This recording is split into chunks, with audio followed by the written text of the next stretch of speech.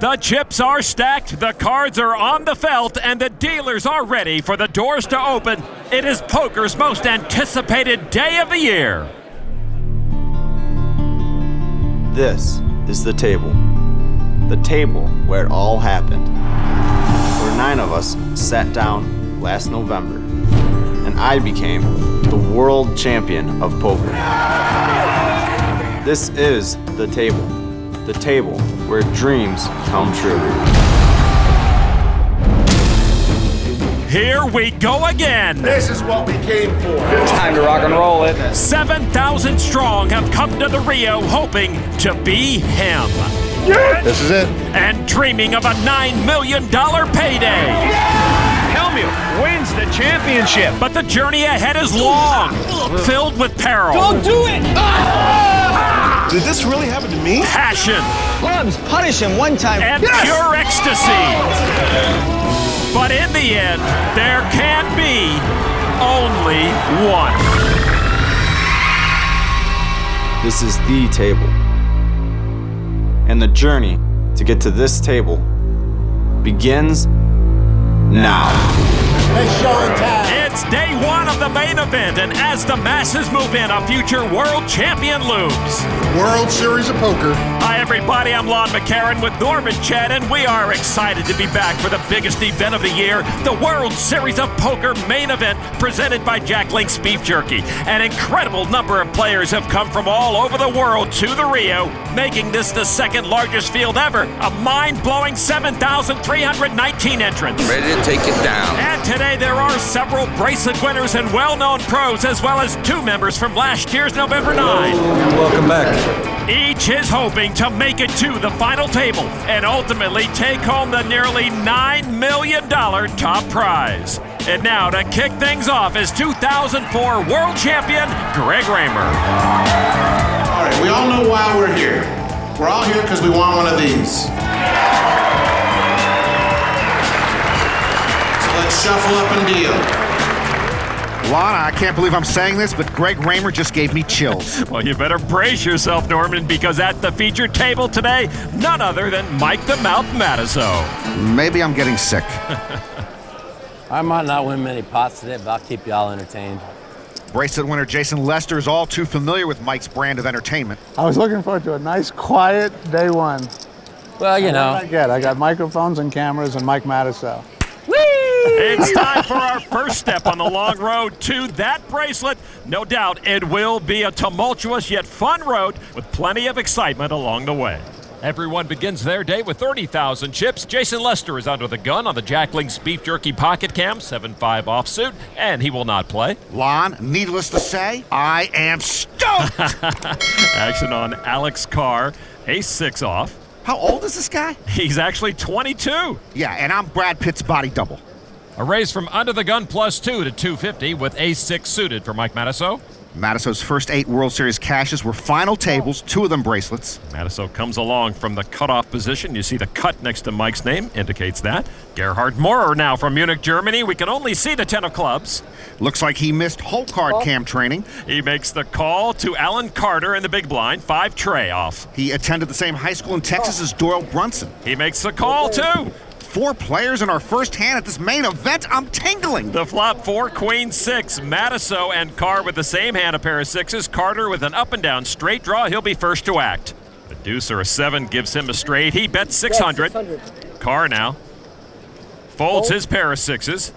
Matusow calls with his pair of 6s. Moorer's got to fold. He doesn't even know what his second card is. He does fold, so it'll be heads up. 42-year-old Carter's straight draw against 42-year-old Matusow's pair of 6s. Turn card is a 5. Carter pairs up, but he's still behind. You see by the yellow border around his name, he's next to act, and he bets 1,050. I'd bet 2 with a draw and a pair. Matusow makes a raise, testing the novice. You know, if Carter re-raises it here, the mouth might go bye-bye. Carter makes a call for 1950 more, and they'll see a river card. It's a king of hearts. Matusow with the check mark with his pair of 6s. Carter, first to act, he checks. Carter shuts it down. And that provides an opening for Matusow. The mouth bets, and Carter folds immediately. I thought Matusow might check there. Not sure if he was value betting or bluffing. Mike takes the pot, and the main event is underway. Ever since the Sonic Moneymaker boom, we've seen a fresh face win the main event each year. But it's just as predictable that a big-name pro will make a deep run. Norman, last year, your main man, Phil Ivey, took us on a fantastic voyage. But perhaps no pro is more consistent than Mike Matusow. Love him or loathe him, Mike the Mouth makes lots of noise at the main event. In the last decade, Matusow has had 4 top 100 finishes, including 2 final tables. We used to wait for the inevitable blow-up. Now we watch to see if he can go deep again. When it comes to the big one, Matusow is not just good theater, he's just really good. Yeah, hello. Okay, I'm at the feature table where all the cameras are. Oh, yeah? Okay, we go find it, bye. Too many players on their cell phones, Lon? It's day 1 of the main event. No cell phone calls. Let's go to table 2 and find 1988 main event runner-up Eric Seidel sitting on pocket aces under the gun after the flop against 23-year-old Matt Groves, ace-jack suited. Groves under the gun +1. Seidel checks the flop. Groves thinking maybe he can outsmart. Eric bets 675. Well, the flop missed Groves, but he figured it missed Seidel too, so he tried to take down the pot right there. Seidel just calls. Turn card, deuce of hearts. That keeps Groves alive, putting a gut shot straight draw on the board. Seidel checked again. And Groves will bet it again, 1650. Bluffing is habit forming. Seidel with the aces just calls, being cautious. The river card now a 7. Eric's aces hold up, but that card increases straight possibilities. Seidel checks. Groves reaching 38-25 this time. Groves is going to try to sell his story one more time. Eric looks wary, but calls. You probably win. He does. Seidel played his pocket aces very gingerly after the flop. Indeed, that was a dangerous board, and Seidel knew exactly what to do with those aces. So a nice pot early on for the 8-time bracelet winner. He's not the only person in the field with multi-bracelet credentials. There's Barry Shulman. He has 2 now after winning the WSOP Europe Main Event. 2009 was a good year for the Shulman family as his son Jeff made the November 9. Barry's got a long way to go to catch up with 6-time bracelet winner TJ Cloutier, though. TJ tied for 9th all-time in bracelets, and he's also written 5 poker instructional books. Right behind him on the all-time list, 5-time bracelet winner Ted Forrest with pocket 8s and short stacked. He's in trouble right now against the pair of 10s of Laurie Hilton after the flop. Forrest bet 1,000. Hilton raises Ted all in, and he makes the call. Hilton, a former ESPN graphics technician. There's hope for us all. Ted needs help. Unless I catch an 8, I think we're about done. As a rule, I never go all in the middle of a massage. Keep the massage going. There's an 8. Hilton drawing dead. Ted Forrest will stick around. Yes. The river card, and he piles it on with quad 8s. That is very lucky. I told you to stop the massage. Everybody at this table is very lucky to be here. Especially me. Ted will need more than luck to rebuild his stack and also win a weight loss bet he has with his buddy Mike Matusow. Forrest is 25 pounds lighter. If he loses another 20, Mike will owe him $2 million, putting the Mouth in a pretty bad spot. Wow. Well, speaking of position, let's take a look at the breakdown of position at this 9-handed table. Pre-flop, under the gun, or UTG, is first to act, followed by +1, +2, and +3. Then comes the hijack and cutoff seats, which are just before the dealer button. The button and the blinds are last to act pre-flop, and of course post-flop. The blinds act first, and the button acts last. Yeah, life is good, dude. I cashed twice in like 2 years, and life is still good. Indeed, Matusow is in a 2-year World Series slump. Fold it over to Jason Lester. He lays it down. On the button is Alex Carr. Carr looks down. Jack 9 of hearts. He attended Eastern Nazarene College in Massachusetts. I believe they are the Rambling Wreck. He raises to 600. I want to play pots. I'm about ready to raise. That's what I'm about ready to do. Queen Jack offsuit for Mike in the small blind. Actually, on day 1, the Mouth doesn't play a lot of pots. He generally sits back and won't take a lot of chances. Mike made the call. More in the big blind. Queen Jack offsuit also makes the call for 400 more. The flop, 9-8 queen. Matusow and Moore both with a pair of queens and a gut shot straight draw. Carr with a pair of 9s and the same gut shot. Matusow first to act. That's 1,000. Matusow and Moore with the same hand, but of course Moore with position on the Mouth. And he makes the call as well. Now to Carr. Carr, I believe, has an 11:30 curfew tonight, so he's still okay. He makes the call. All 3 pay to see the turn card. It's a 10, all 3 with a queen high straight. What are the chances of that? That's amazing. Matusow checked. Actually, we just checked our statistical archives. It's the first time in the history of the main event 3 players have made a queen high straight on the turn on day 1. Moore bets 3,000. Carr will come along. This could be the greatest check I ever made in my entire life. None of these players has a redraw to a club flush. Just checking to induce a bluff, not a bet and a call. This is a tough call for Mike. He doesn't even have the nuts straight. Somebody else could have a flush, and the mouth doesn't like playing big pots on day 1. Either playing really good or really bad. I'm gonna find out in a minute. Mike lays it down. So Carr and Moore will see a river card, another 10. Moore first to act. All in. And he moves all in for almost 9,000. Tough call here for Carr. I call. Guess not. And they'll chop up Matusow's Got a chips. flush. No flush. Mike Matusow's tortured. Oh, Mike's sick to his stomach over that one. I flopped it. Mike the Mouth playing bad and lying about his hand. Actually, if I were Mike, I would have folded too. Oh, well, that will make him feel a lot better. Well, I mean, I'm either, the best I could possibly get is half. You have to fold. I have to fold. This is one long tournament. And we're just getting started. Running good early on day 1, that's bad. In 2008, when I got 30th, I was like 16% of average chips for 5 straight days. And only one person of the entire top 100 chip leaders of day 1 cashed. That can't be right. That is a true story. Actually, that is not even close to accurate. That's why day 1 doesn't mean 0. Well, surviving day 1 is top priority while putting yourself in a position to win the championship is the bottom line. We asked some top pros, how do you win the main event? Main event advice. I don't know. How the hell would I possibly know what it takes to win the main event? All you need is a ticket and a dream. I would say you definitely have to approach it differently, just because of the size of the field. Try and pace yourself. Don't overplay things at the beginning. Punish him one time for playing ace-king. You can't have any give up in you. I came to gamble, honey. I'm gonna win this thing. Okay. All things equal, playing a lot of small pots rather than big pots. Do I really want to call off my chips for my whole tournament and then get unlucky and lose? Don't do it! I know what to do in the main event. I'm gonna bluff, and then when the big pot comes, I'm gonna show the nuts. I know what hands to play, when to play them, against who to play them. Play the play-em. Every year I watch Rocky 3 specifically, where you see Clubber Lang just going, huh, huh. Don't be Rocky and get your, lights punched out by Clubber Lang. And the most important is when you lose a pot or two, chill.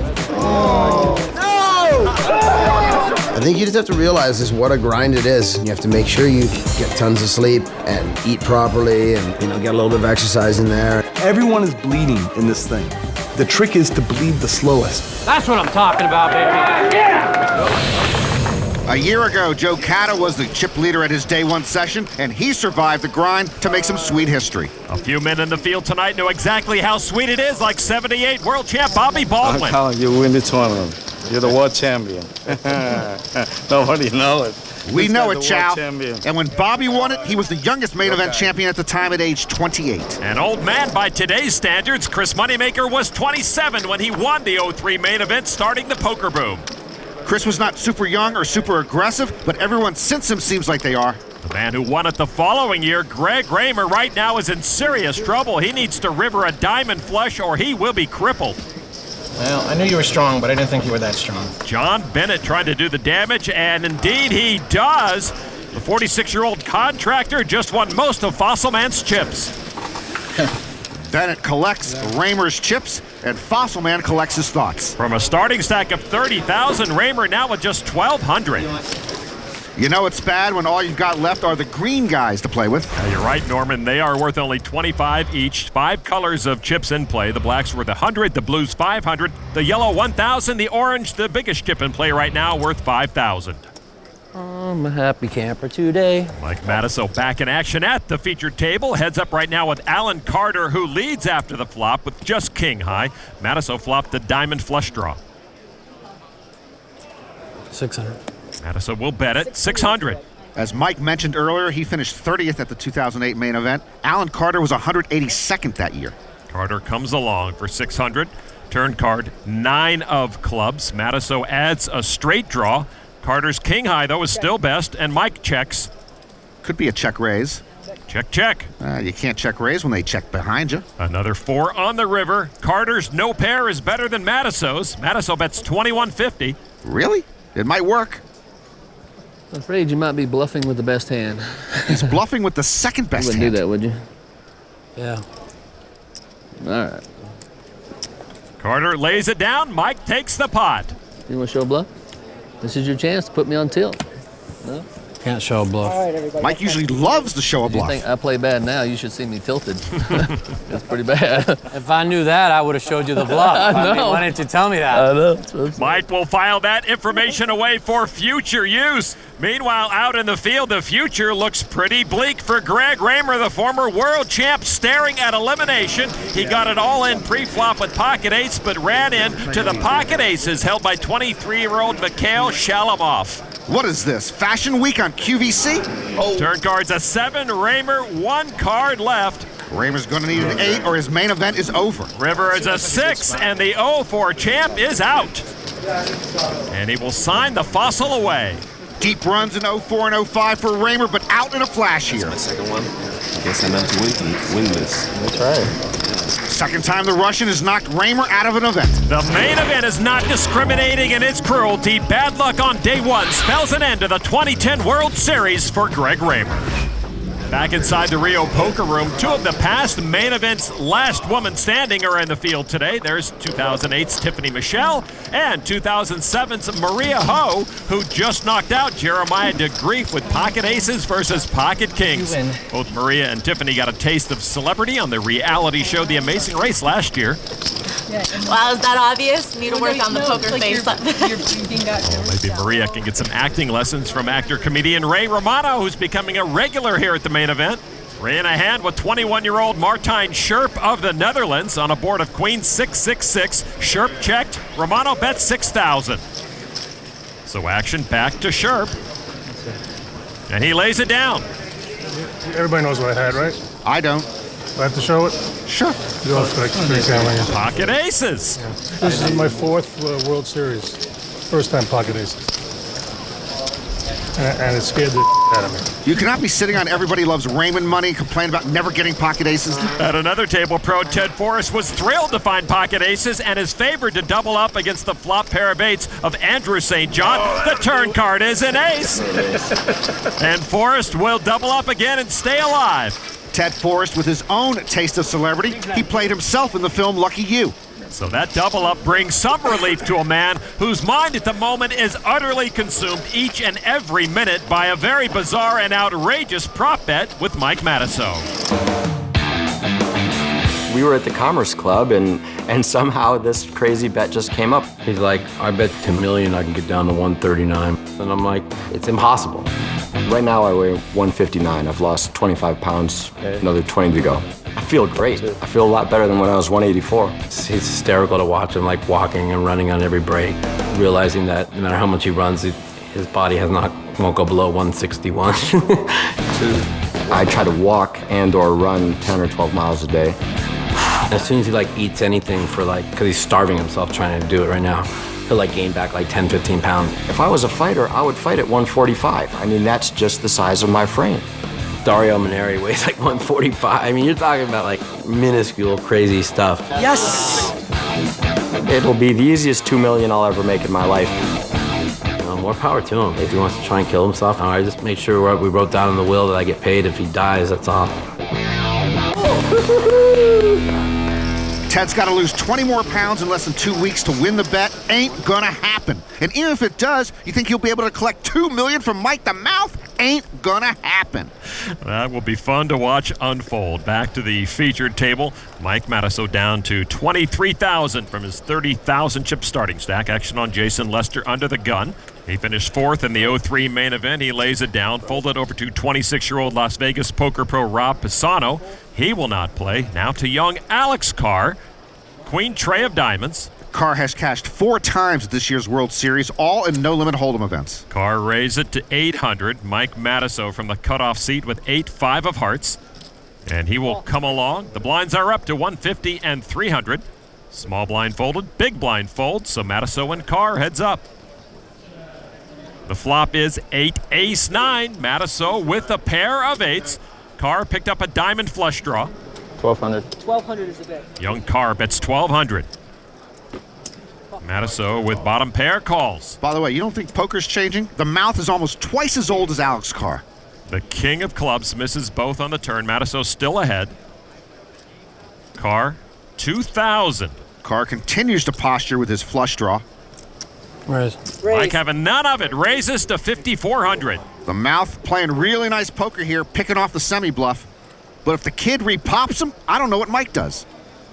Carr folds. On a flop, I would have shoved. Well, that's why I waited to the turn to do it. You know, I got to make sure I can. You had the best hand. You don't call that, obviously. The only way I could win a pot is if I rob him, because I don't ever get dealt anything. The old Mike is back, winning and whining. It's my only chance. The mouth always makes the most of what he's dealt. Welcome back to the Rio for the first of 4 day ones of the main event. It's hard to believe that back in '88 when Eric Seidel finished second to Johnny Chan, there were just 167 entries. Now over 7,300 this year. Taylor Larkin over table 2 with ace-king offsuit, a raise to 725 to Seidel with ace-6. Eric's got 2 bracelets each and no limit hold'em, deuce to 7 low ball, and Omaha. Yeah, over 33,000 or something. 33.5. He's a big-time pro, Taylor. Let him add up your chips if he wants to know. Seidel with 23.25. a re-raise to 23.25. Taylor Larkin says he always wanted to be an astronaut. 65. And he re-pops it to 6,500. How do you go from the space program to 4 betting Eric Seidel? Seidel now 5 betting with his ace-6 off to 17,000. All right. And Larkin blasts off all in. Oh, well, Eric Seidel has stuck his tall frame into a tight spot here. Eric knows he's behind now. Eric wishes the kid had stuck with Space Camp. Bad laydown. And Eric tries to save some face by saying bad laydown, but Larkin had him every which way to Sunday. Well, Seidel may have been out-muscled on that hand, but that does not mean he's a pushover. Inside that quiet exterior is a real family man who's not to be messed with. My mother, you know, she's just the person who plays Scrabble. Somehow she ran into this guy, Teddy the Kid, and ended up playing Scrabble, and he hustled her, and he beat her out of $160, $170, which for her was a lot of money. She was not a rich woman. She had no idea that there was this, you know, much higher level of Scrabble. I just was so enraged at him that he actually came into my home and, you know, hustled my mother, that I waited for him, and we ended up playing backgammon, and I beat him out of all the money he had. And he was wearing some boots, and he suggested that we play for the boots, and we ended up playing. And I won both of his boots. When he lost the boots, he refused to give them up. But at this point, a lot of people had heard the story, and there were all these people crowded around, and they started chanting, "Boots, boots, boots, boots." They wouldn't let him go without giving up the boots. He had to walk home in the snow in his socks. And I still have that boot too. One of them I gave away, but one I still have. That's my favorite trophy. Obviously, you don't mess with Eric Seidel's mom, but whose mother loses $160 playing Scrabble? Jeez, whatever happened to moms making PB&Js? Seidel came to poker after playing backgammon. There is bracelet winner Scott Seaver, who came to poker after playing Magic the Gathering, as did Isaac Haxton on the left, Seaver's frat brother at Brown University. Why are you filming this? Is someone famous? Oh, no, I know. Haxton may not be the most well-known player out there, but even less known is the former chess prodigy Jeff Sauer. To be more to the point, Lon, nobody even knew where Jeff was for nearly 20 years. At age 8, he won the Under-10 World Championship and was thought to have one of the game's brightest minds in decades. He's in a hand with Peter Feldman right now. Feldman checked the river. Sauer reaching for chips. Puts out a bet of 2,000. After a Vanity Fair article about Jeff's family painted an unkind portrait when Jeff was 12, Jeff's dad took him and his sister to Europe, where they lived under aliases. Feldman folds. Sauer says he completely quit the game of chess during that time and only re-emerged under his real name a few years ago. Sorry? Winner, chicken dinner. Chicken dinner? Lon, he's been living in Poland. I don't think he has any idea what that expression means. Actually, I don't either. Well, some may do the chicken dinner thing, but for the rest of us, it's time for the Jack Link's Beef Jerky wild card hand. Back at the featured table, maybe Mike Matusow will have the mystery hand. Who knows? I don't want to crawl into the mind of Mike Matusow. Under the gun is Alex Carr with pocket nines. Carr has his own online coaching site. He raises to 750. Fairy tales can't come true. It can happen to you if you're young at heart. I think Mike does 2 shows nightly at a nearby trailer park. I always call the kamikazes Kamikaze 1, Kamikaze 2. Mike with 8-5 of diamonds, under the gun +2, makes the call. That's Kamikaze 2, Alex Carr. There's Kamikaze 1, Rob Pisano.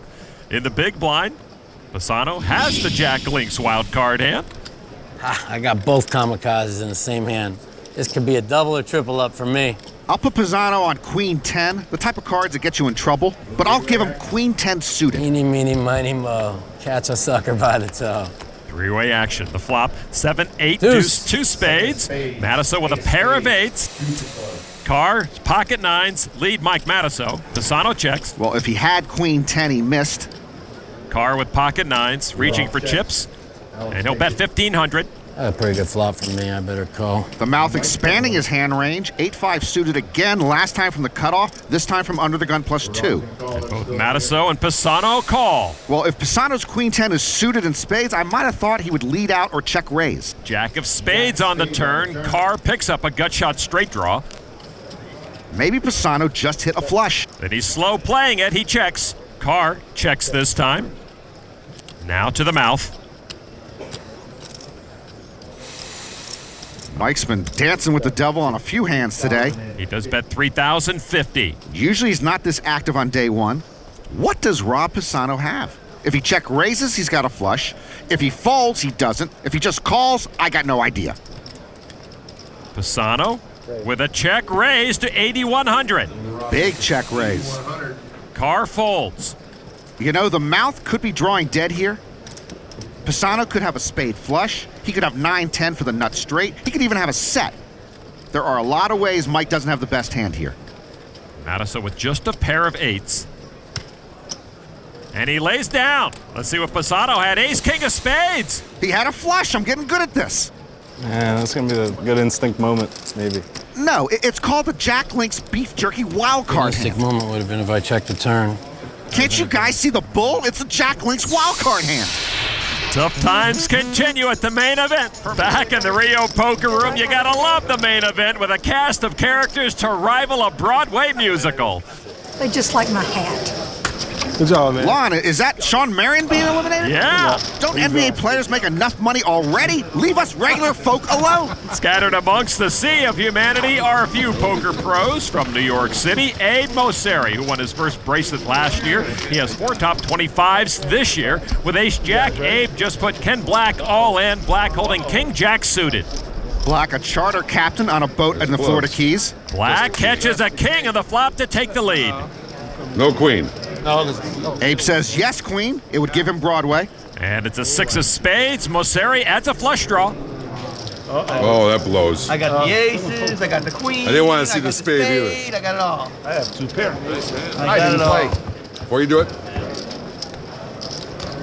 no matter what. Ace, king, or spade sends Ken Black back to the high seas. River card 3 of hearts, and Black will survive and double up through Abe Mosseri.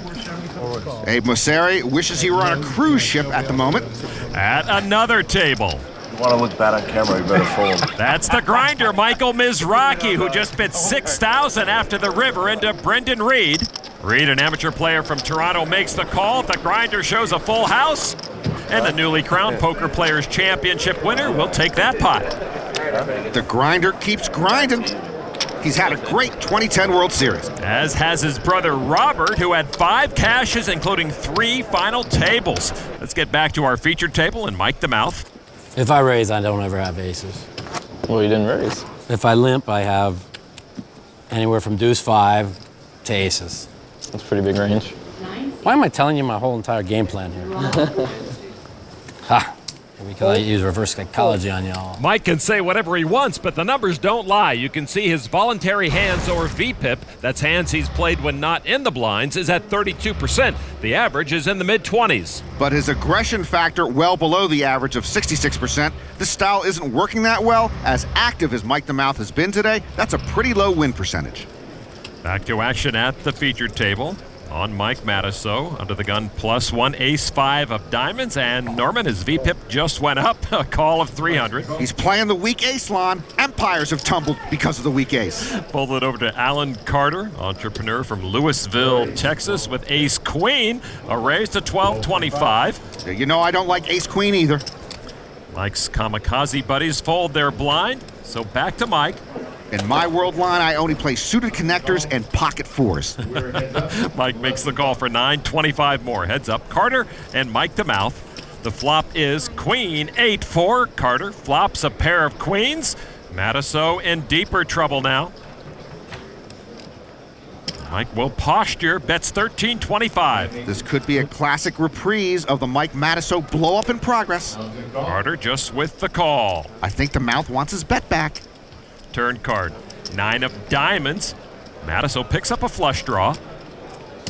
And he'll bet it 3,500 this time. Sometimes you set yourself on a path, and that path leads to Palookaville. And Carter again just calls with the best hand. I think the Mouth wants his second bet back. Another queen on the river. Carter with the check mark. He's got trip queens. Mike looks like he's going to put his head down and plow ahead. He is indeed. 7,000 this time. Call. You got it. Ace high. In HD, you get such a crystal clear view of the Mike Matusow blow-up. So Alan Carter picks up a nice pot there. As Mike chose the wrong time to run a bluff, he's lost almost half his stack as the dark clouds assemble above him. Back at the Rio and day one of the main event, which so far has not been kind to Mike Matusow.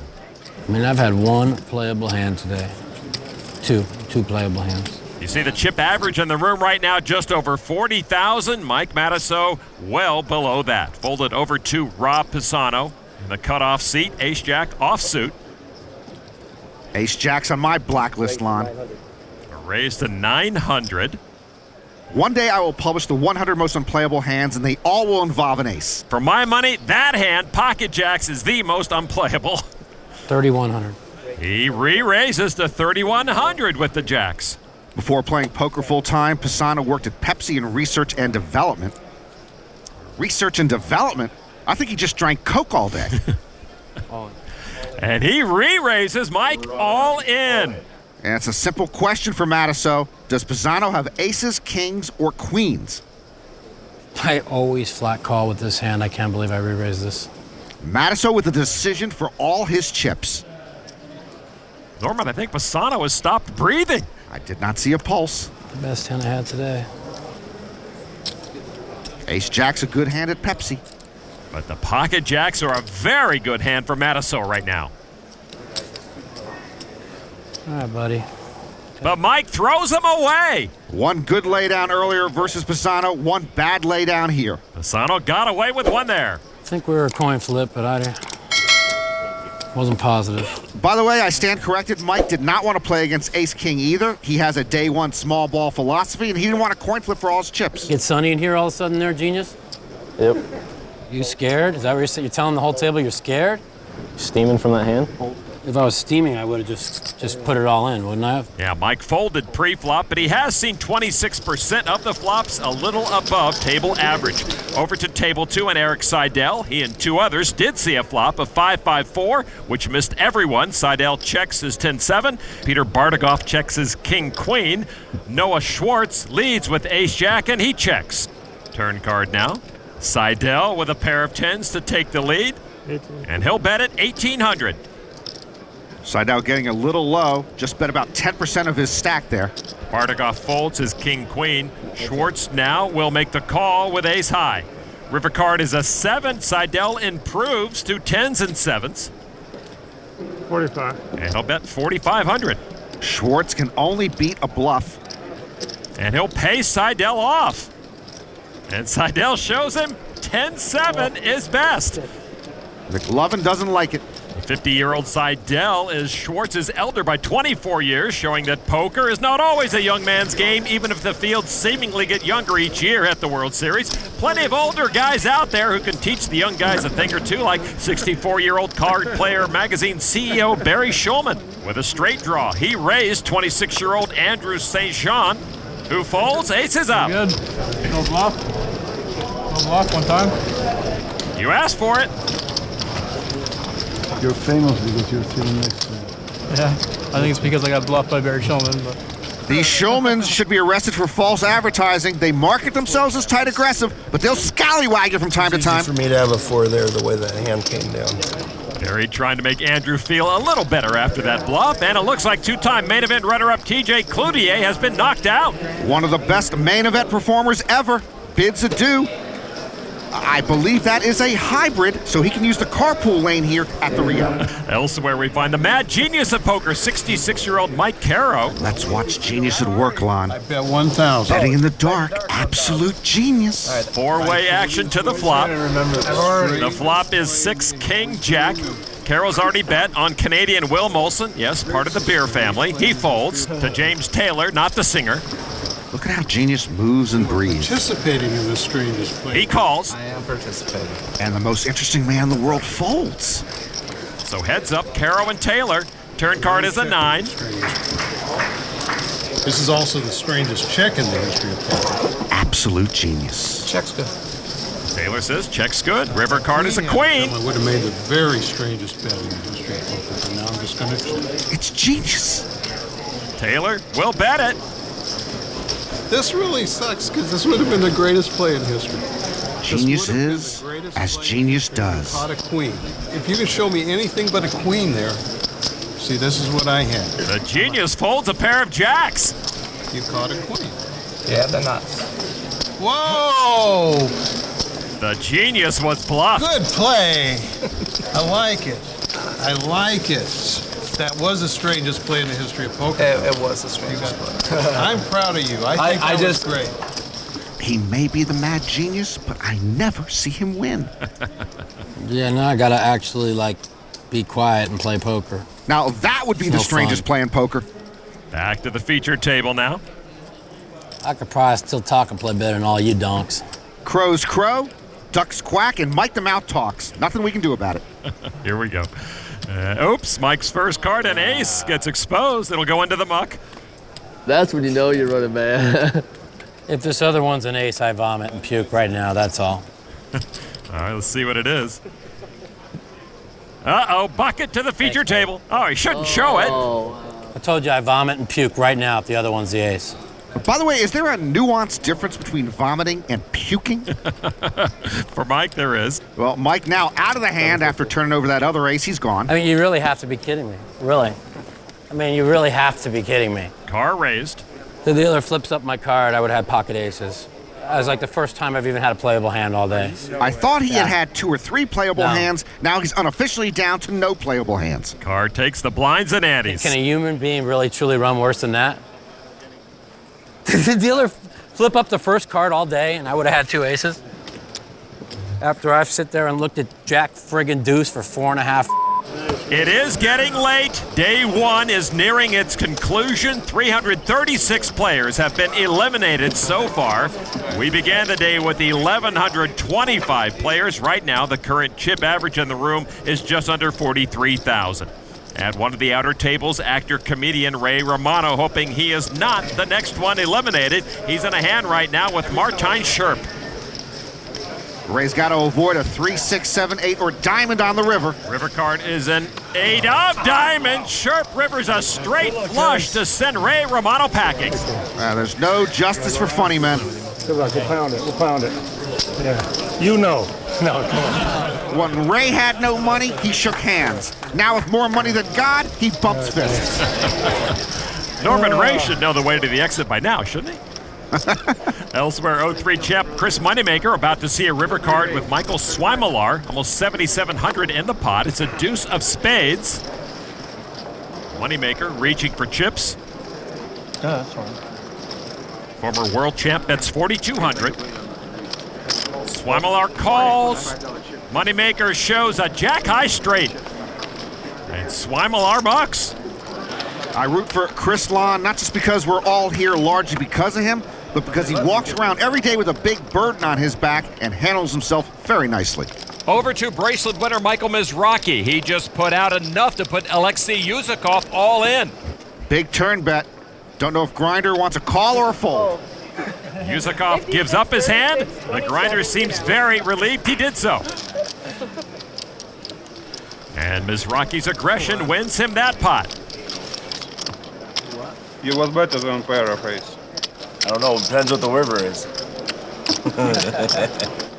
Yuzakov does not think Mizrachi is Ray Romano. Grinder with a big chip stack. I'm not good with flushes, so I don't play those. All right, let's check back in with Ted Forrest, who is back to a short stack and all in with pocket kings for his last 1,425. John Giles and his pocket eights will try to eliminate Forrest. By the way, Ted Forrest has lost 3 pounds since day one began. Ted flopped a set of kings in his bid to stay alive, and now he will double up as Giles is drawing dead. But Ted Forrest still very short stacked. That's the hand I was waiting for. It seems like Ted should have more chips in front of him. That's the 3rd set we've seen him flop or turn. So Ted Forrest hanging around. Let's go back to the feature table to see if his prop bet buddy Mike Matusow can hang on. Oh, hum. I hate everyone. It's been a bumpy ride. Mike below 7,000. It's kind of a mixed bag, and if we bust them, we all got to leave probably. You ain't gonna bust me, don't worry about it. I think I've gone broke on day one twice in 12 years. He just jinxed himself. I remember telling someone I'd never get divorced in an odd-numbered year, and then it happened. Twice! Action folded around to Matusow. Under the gun +3 on the Jack Link Speed Jerky pocket cam. King Jack offsuit. 850. Mike's going to raise it up to 850. From UTG +3, I guess that's a playable hand. Alan Carter on the button. Pocket eights. That's a more playable hand. We can put it all in. I'm done folding. Carter does not raise, just with a call. Jason Lester now in the small blind. Ace, queen suited. 9 World Series final tables, and Jason won his bracelet in 2006 in pot limit hold'em. He makes the call. I wanted to put it all in. I don't like this call, cough, see a flop. Big blind folded. 3 players, including Matusow, will see the flop. It is 5 Jack 8. Carter hits a set of 8s. Matusow hits top pair. He's got to like that. Lester checked. Mike the Mouth holding less than 20 big blinds at the moment. And Mike says all in for 5,800. I'll put it all in now. Maybe I'll get lucky. He's going to have to get very lucky. Mike is all but gone. That's not a good sign. Carter perhaps thinking about raising, but he just calls. Action on Jason Lester now. Jason folds. An overpair? Flop's it. Matusow, here's the bad news. Me. I mean, I look like I flopped gin in this hand. I mean, how much gin can I flop? Mike the Mouth will need a minor miracle here. Running kings or running jacks. I was folding over re-raise. The turn card is a 4, and that's it. Mike Matusow's 2010 main event is over. Enjoy. Can't win. The amateur Alan Carter takes out the top pro. Thanks, you guys. No main event magic from Mike this year. At least he should win his Ted Forrest bet. Things just did not go his way, and this is a rare sight indeed to see Mike Matusow do the day one walk of shame. Welcome back to the World Series of Poker, presented by Jack Link Speed Jerky. Alongside Norman Chad, I'm Lon McCarran, and inside the Rio, it's Groundhog Day at the main event. Day one. Once again, over 1,000 players have filled the poker room, and the second day one is getting underway. Hi, Mom. Amongst the sea of competitors are some of the best players in the game, and of course, the highly anticipated debut of Annette Oberstad is beginning over at table 2. She was the first ever World Series of Poker Europe main event champion. Ladies and gentlemen, a nice warm round of applause for Annette Oberstad. Geez, they never announce my name when I play. Meanwhile, over at our featured table, a pair of familiar faces at the World Series, each with a very distinct table presence. The entertaining and up-and-down Gavin Smith is on the uptick, winning his first World Series bracelet this year, joined by the quieter presence of Ivan Demidov, main event runner-up to Peter Riesgate in 2008. Let's all start showing. The winner has to show one card. Every hand. Our choice or random? Your choice. I'm up for it. Everybody up for it? I'll do it if everyone The does whole it. table's got to do it, though, if we're going to do it. Then we can start needling people. It'll be fun. Is everyone agreeing then? You're in? Yeah, sure. I believe this is a non-binding verbal agreement. Everyone begins their day with 30,000 chips. The blinds are at 50 and 100. Action on Peter Yarosh on the Jack Link's Beef Jerky Pocket Cam Queen, 10 of clubs. He has a master's degree from the University of Economics Prague. I believe they are the Rambling Wreck. He raises from under the gun +2 to Palaz Botan from Hungary, ace queen. He studied at Budapest University of Economics and Technology. I believe they are also the Rambling Wreck. He called as well. Gavin Smith with ace queen of diamonds. I believe he is self-taught. Gavin calls for 250 from the hijack position. On the button, George Karambinas. He has ace queen also. Wow, Queen 10 here is favored over Ace Queen, Lon, but that's what happens when 3 players have the same hand. 4 players to the flop. King, 4, 6, 2 diamonds. Smith takes the lead with his flush draw. Botan and Karambinas with split pot possibilities. Yarosh now with a 7% hand with Queen 10, but he's going to take a shot with 600. In football, the prevent defense prevents you from winning. In poker, the continuation bet, I believe, prevents you also from winning. Botan got out of the way. Smith called. Karambinas folded, so heads up. It's a jack on the turn that gives both straight draws. Smith has a gut shot. Yarosh the up and down. Yarosh comes out with 1,500. Yarosh is a feisty ex-economist. Gavin Smith way ahead with flush and straight draws, calls. Neither can be comfortable. Neither has a hand.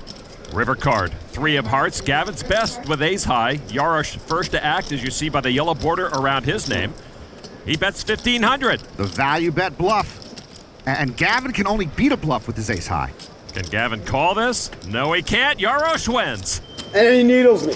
Yarosh shows the queen. What is up with that? What was the other one? You only have to show one, Gavin, under your table rules. I had a queen too, buddy. A kicker? Ace. You had ace queen of diamonds then? Yeah. Oh, nice. Yarosh beating Gavin Smith at his own game.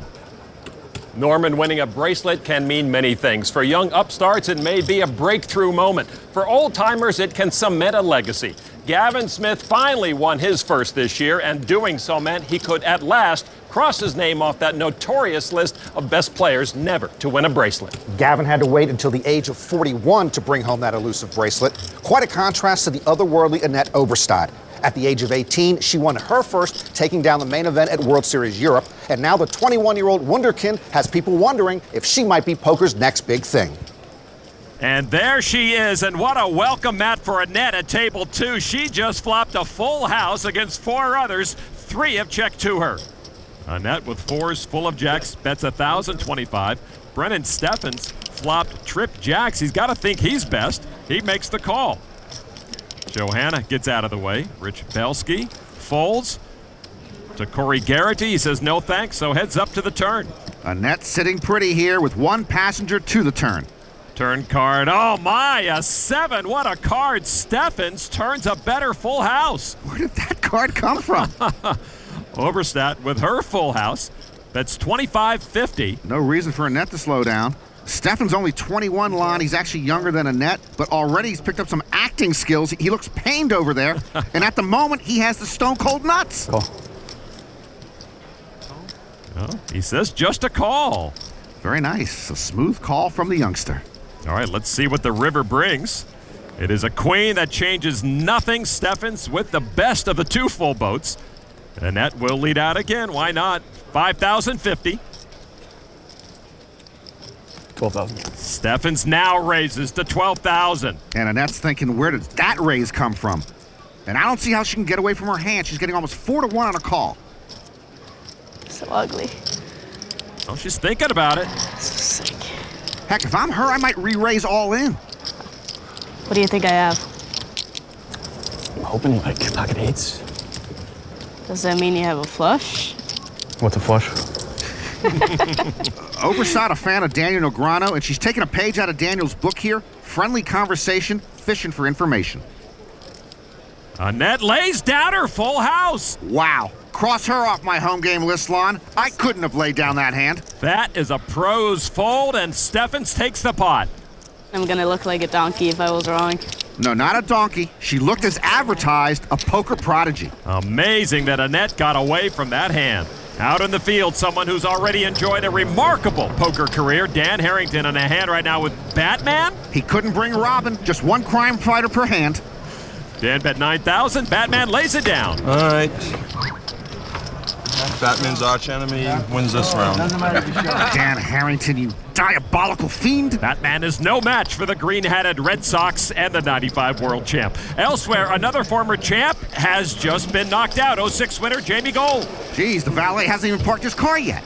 That was fast. Since Jamie's win 4 years ago, he has never made it past day one, and I'm sure he'll be back next year to give it another shot. Back to the featured table. Action is folded to Gavin Smith. He looks down at ace-6 off. Even though he's got the ace of spades, the prettiest card in the deck, it's still a weak ace, Lon. A raise to 250 from +3. Folded to the big blind, Ken Kroner. He looks down at 7-6 of hearts.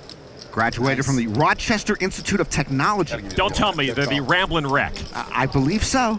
So Kroner will go heads up with Gavin Smith. Here's the flop. 5-deuce tray, both with gut shots. Smith leads right now with ace high. Kroner looks very suspicious. He is first to act, and he does check. Gavin ahead. Bets 350. Gavin says, what the heck? Let's try a continuation bet. Kroner with a check raise to 1,025. You know, where I grew up, Lon, if you check raise somebody, you'd walk funny for like a week. A lot of people do not take kindly to that. Gavin does make the call. I'm telling you, this guy looks suspicious. Turn card now. Jack of clubs misses both. Gavin Smith still ahead with his ace high. Before becoming a poker pro, Kroner worked for the State of New York Energy Research and Development Authority. I don't trust that. He does bet 1250 now into Gavin. Kroner bluffs at it again. He looks suspicious. Tough to call with no pair, and Gavin does fold. And Kroner shows a 6. What a great game I came up with. I'm the only guy getting needled for crying out loud. I had a 6 too. What was your kicker? Ace. Oh, you had me outkicked. Welcome back to the Rio. At the featured table, Gavin Smith has been getting crushed at the little game he came up with. I'm pretty steamy right now, I'm not gonna lie. You just want us to think you're steamy. No, I am. We're smarter than that. You're not that smart. No, it's fine. I can tell already. Gavin's little game actually seems pretty smart to me. He's picking up some valuable information. All right, action is on Gavin Smith. 2 World Series final tables, 1 win, 1 second place, ace-10 offsuit. His bracelet came in mixed hold'em. That's half no limit, half limit. Raised to 250 to Ivan Demidov with pocket 9s on the button. Second in the 08 main event, third in the World Series Europe 08 main event, but since then, not a lot of results. And he's going to re-raise it to 800. So it's folded back to Gavin now. He needs 550 to call, and he does. When you're playing, do you ever say, if he dies, he dies? That's a Rocky IV reference to Ivan Drago. Demidov shakes it off. Smith and Demidov heads up to the flop. It is 9-10 deuce. Demidov with a set of 9s. If he dies, he dies. Smith with a pair of 10s. Smith, top pair, top kicker. He checks. Ivan with the set, bets 1,050. Gavin calls. That's a flick of the wrist call from Gavin, indicating he's comfortable in the hand. Turn card now is another deuce. Demidov improves to a full house. If he dies, he dies. Gavin better be careful here. He does check. Ivan bet his set. Now he bets after the turn 2,800. We've seen Gavin fold the best hand a couple of times. If you're rooting for him, you'd certainly like to see him fold the worst hand this time. Gavin's going to come along, though, with the call. If he dies, he dies. The river card. Queen of spades. Demidov earns the check mark. If he dies, he dies. Gavin checks. Demidov now holding that full house has caught Smith with a couple of body blows so far. Let's see how much he thinks he can get from Gavin. 65-50. Drago trying to extract a few more chips from a punch-drunk Rocky here on the river. Throw in the towel, Rock! I imagine he's tired of folding by now. I'm on the fence on this one, I'm not gonna lie. So you can rest easy, I'm not raising you. Demidov looks like he's resting very easily. Gavin One last check and makes the call. Well, this time Gavin gets to see both of his opponent's cards. Yep, nine's full. We'll take that 22,000 chip pot. Nailed that one. Gavin nails himself. And this time Demidov dings Gavin Smith. Pesky Russians got the Canadians again. Well, Smith, the Canadian, has been active as usual, but things are not going his way so far in this main event. Let's check in on the Norwegian at table 2. Annette Oberstadt is in a 4-way pot. She's ahead with pocket jacks. After 2 players check the flop, Annette reaching for chips. She won $9 in an online free roll at the age of 15 and never looked back. She hopes to thin the field. Bets $11.25 to Steve Wilson with pocket 10s and way behind. He says he is a socio-political philosopher. I assume that means he doesn't work. He raises to 3,000. Robert Girardo folds. Ritzbelski folds to Annette. She famously won a 180-player online sit and go, looking at her hole cards only once the entire tournament, just relied on her reading skills. They're not making it easy on me today. That's for sure. Not a good read there as Annette gives up more chips. It was all that announcing your name and stuff. Yeah, I know. Spotlight on you. That must have been it. You said, no, that's not me. That's a different Annette. Nice hand. Socio-political philosophy has its rewards. At least now if people just think they can make me fold like the second nuts every time they raise, you know, I'll get a lot more action. What was it like winning at 18? It was a good feeling. Was it? Yep, sure was. And it led to her debut being the most anticipated ever at the main event. It was incredible. Like, I can't even explain it. We have a World Series of Poker bracelet winner. It was all just so surreal. Youngest player in the history of the World Series of Poker. I remember thinking, well, if I win this, like, my whole life is gonna change. And I don't think I realized, like, how much it would change until after I won it. It's like, come here, I'm like, what? Like, why is there a poster of me there? You know, a lot of people came over to me, wanted my autograph and stuff, and it's been amazing. I think it's cool that people are expecting big things of me because it means they have faith in me and they think I could do it.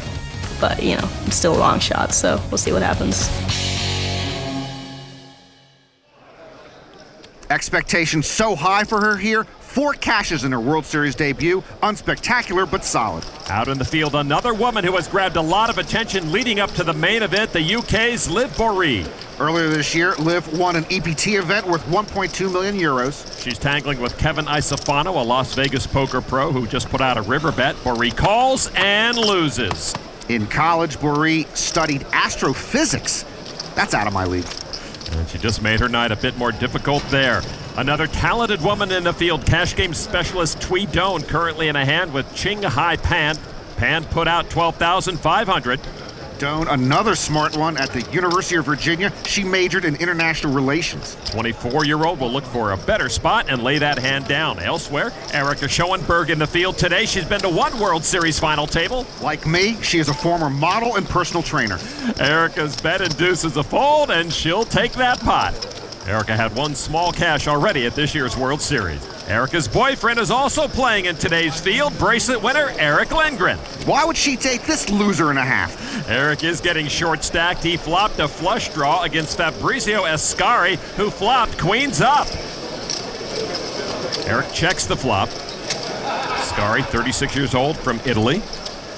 Puts chips together, 4,500. Eric raises all in. Eric, good friends with Gavin Smith, and like Gavin, struggling today. The main event has been Lindgren's personal graveyard. He's never cashed in the big one. Ascari needs 73.50 to put Lindgren at risk, and he makes the call. Oh, there in the call, 321. Lindgren looking for a club or a jack. Yeah, unless he gets lucky here, Eric is gonna again be an early casualty. The 2008 World Series Player of the Year just seems snake-bit at the main event. And Eric Lindgren at risk right now. Turn card is the king of clubs. Lindgren hits his flush. Lindgren's still uneasy. Ascari now can only knock him out with a river queen or 9. The river card. Oh, is the 9! Ascari rivers a full house to put Lindgren on the rail. Boy, Eric might want to think about saving the 10 grand next year. Lindgren makes a hasty retreat from the table and yet another quick exit from the main event. Welcome back to the Rio, where once again at the main event we find throughout the poker room players in all sorts of unique attire, like the bedazzled look of Elke Grospellier. I still wish he'd shave and take off the shades. And some colorful characters are always in the mix, like Jean-Robert Ballon. You want me to say something? And of course, Phil Locke. Phil just set the Guinness World Record for playing poker nonstop 115 hours. That's nearly 5 straight days. I once dated a candy striper that long. In a hand with Tristan Wade, they both check the river. Locke shows a pair of 6s, but Wade will win the hand with a pair of 8s. Come on, it's not going to be easy against me. I gotta make it a little difficult, you know? All right, duly noted. No more fun to do. All right, let's get back to the featured table, where one of the premier characters in the game currently resides. Gavin Smith with pocket 9s raised to 800 under the gun +1. Seth Thompson from +2 re-raised with ace-queen. Gavin then called for 1,300 more, so those two will see a flop. 4,600 in the pot already. The flop is 7-9 queen. Smith with a set of 9s. Thompson with top pair and top kicker. Gavin checks. You see what ace-queen does to you? There's no reason in the world for Seth Thompson not to think he has best hand, top pair, top kicker. But in reality, he has a 2% hand. 13,000 more, maybe. Thompson checking on Gavin's stack. With the 2 queens, Thompson bets out 3,200. Gavin's got him right where he wants him. So far tonight, Gavin has lost over half of his starting stack. And he puts it all in, just over 13,000. All in. How much is it? Thompson, a 26-year-old poker pro and a rancher from South Dakota. Thompson makes the call to put Gavin at risk. I might have thought about that a little longer if I were Thompson. Gavin is not going to get his money in post-flop bad. Turn card now is another Queen Smith with a full house, but trip queens for Thompson means he still has a chance. Indeed, Thompson can now knock Gavin out with an ace, queen, or 7. River is a 10, and Smith fades all trouble to double up to over 31,000. So Gavin appears to be feeling a little better after that double up. He has been enjoying himself a lot more this year at the World Series thanks to a little help. I came in here at the start of this World Series, and every day I got my teeth kicked in. And in the past, I've let that really get to me. But Sam's helped me a lot. I'm Sam Shahan. I'm a mindset coach. I help people perform at their peak. In poker, you can play your best and still lose. But the question is, are you playing at your best? Your mindset has to be in the zone. And if you give yourself the best opportunity to win, that's my job. I've come in positive every day. I've come in ready to play every day. You know, and I've had pretty good results. I finally won a bracelet. Gavin Smith recently won his first bracelet, which is so great for someone who's been grinding, and finally got it. It was really, really good to see that. Sam has helped me realize that, you know, there's gonna be down things that happen in life and, you know, you have to deal with them. I don't believe in bad beats. You can get a little unlucky here and there, but if they can get themselves in the right zone, they can make that comeback. We have text message contact daily. You know, I'll send in a text message or an email.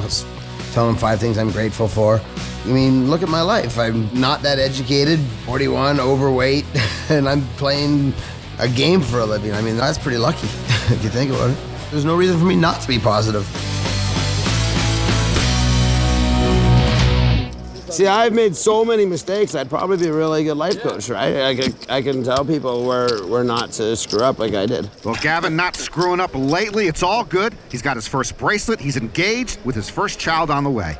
Back to table 2 and checking in on Annette Oberstadt with pocket 9s. She saw a flop with Grantlin Hillman holding pocket jacks. Neither improved on the flop, almost 3,000 in the middle.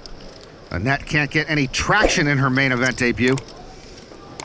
Annette checks the flop over to Hillman, an amateur player from Oakland, California. He's a biostatistician. He does cancer research, and he bets 1,600. Pre-flop, Annette had limped in under the gun, and then Hillman raised 6 times the big blind. Annette, wow, all her chips move as one all in for 8,150. Uh-oh. She check raises all in with more than 40 big blinds left.